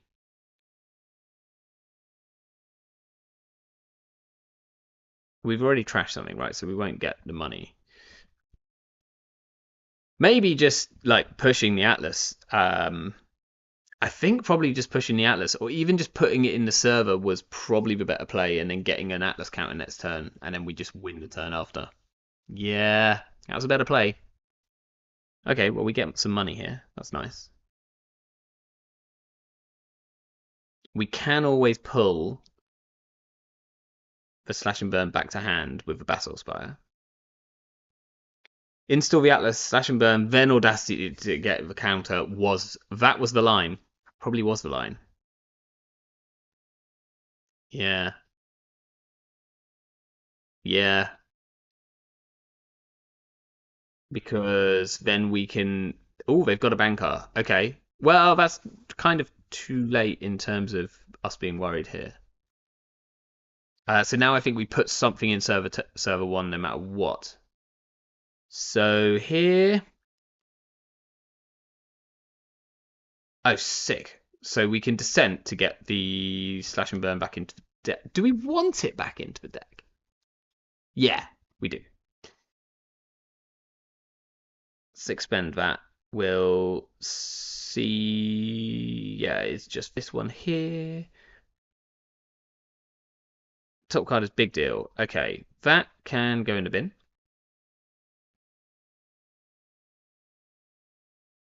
We'll put this on in server one.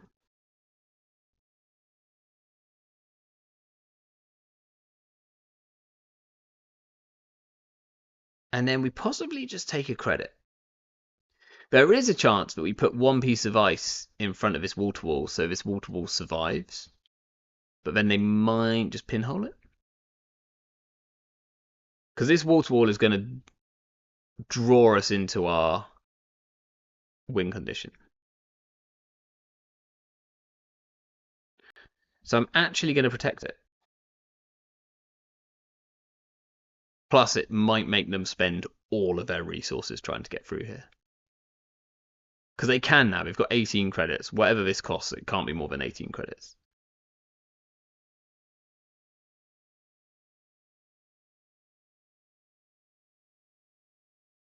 Yeah, and it draws their attention this way.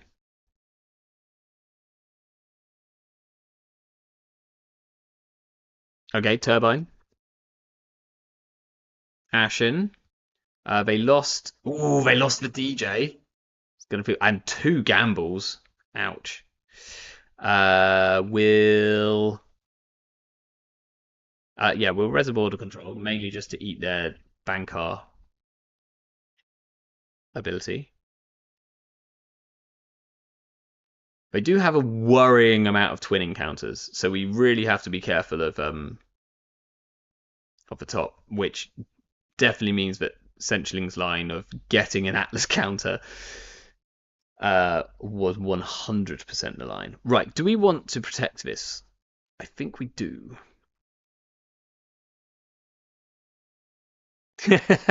I've just seen this little panda emoji. That's quite funny.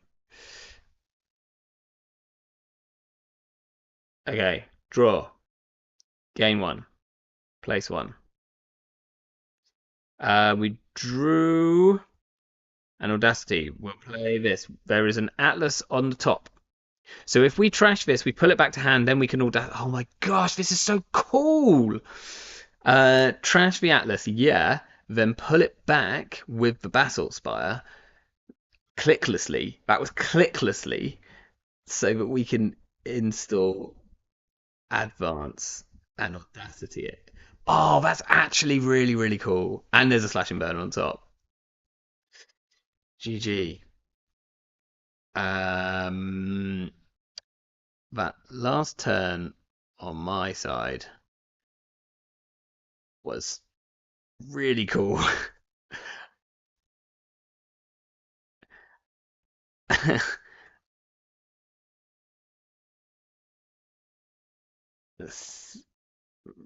Yeah. Oh yeah. Um, turns out Logjam is pretty okay.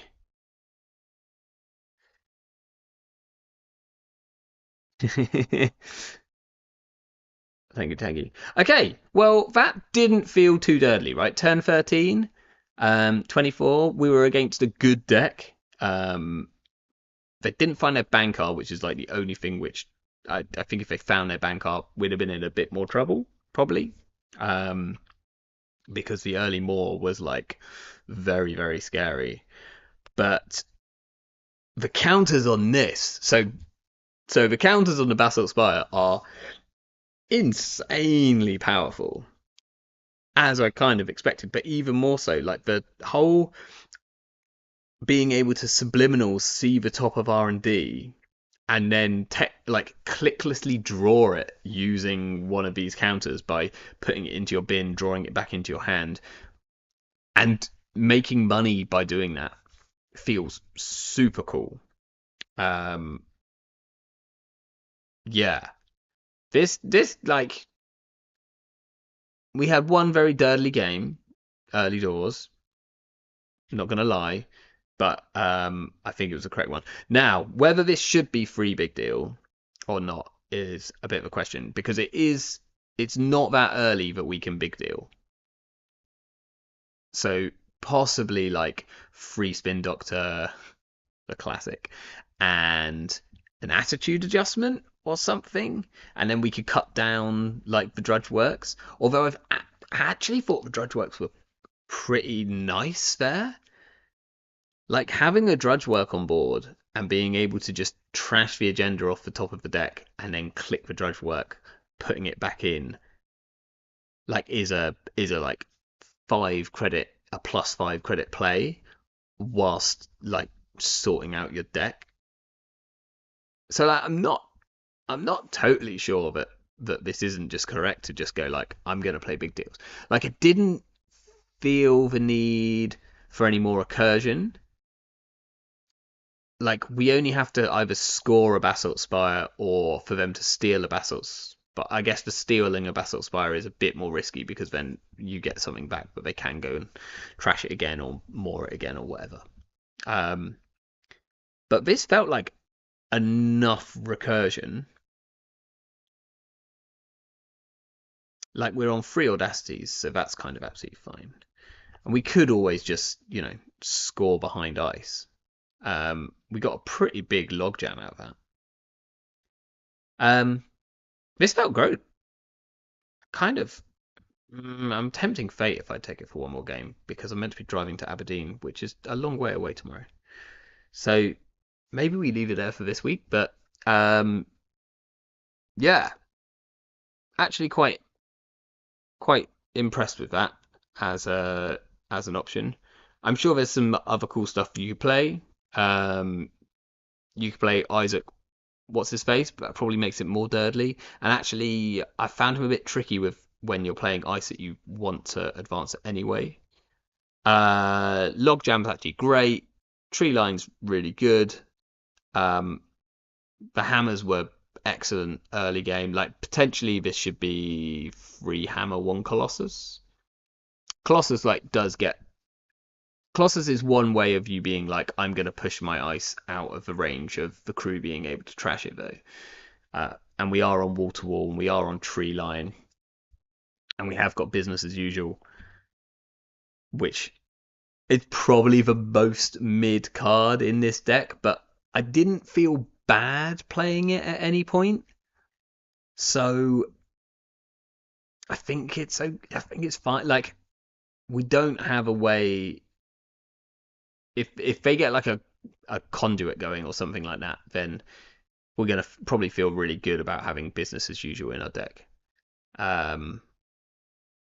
So I think this is like fine tech. This is like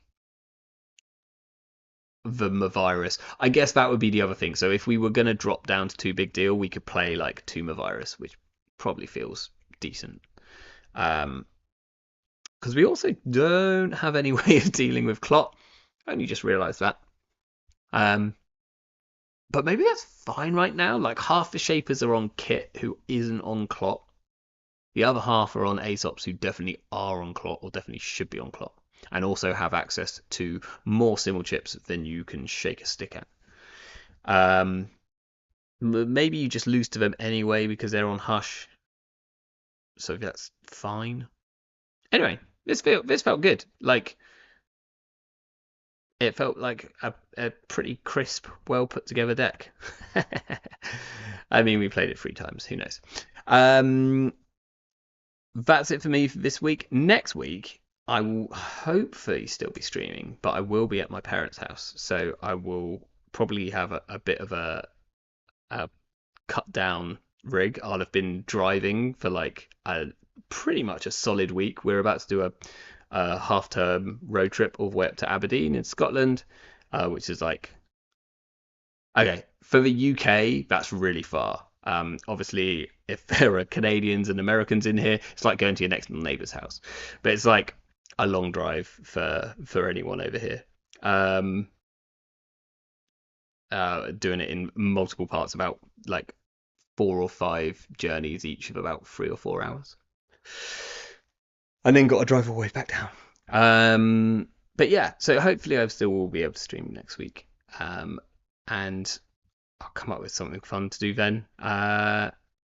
We might build some startup runners next week. I kind of want to, like, I've been doing a bit of startup building. It seems like a fun thing to do on stream. But yeah, anyway, that's it for this week. Thanks very much for joining.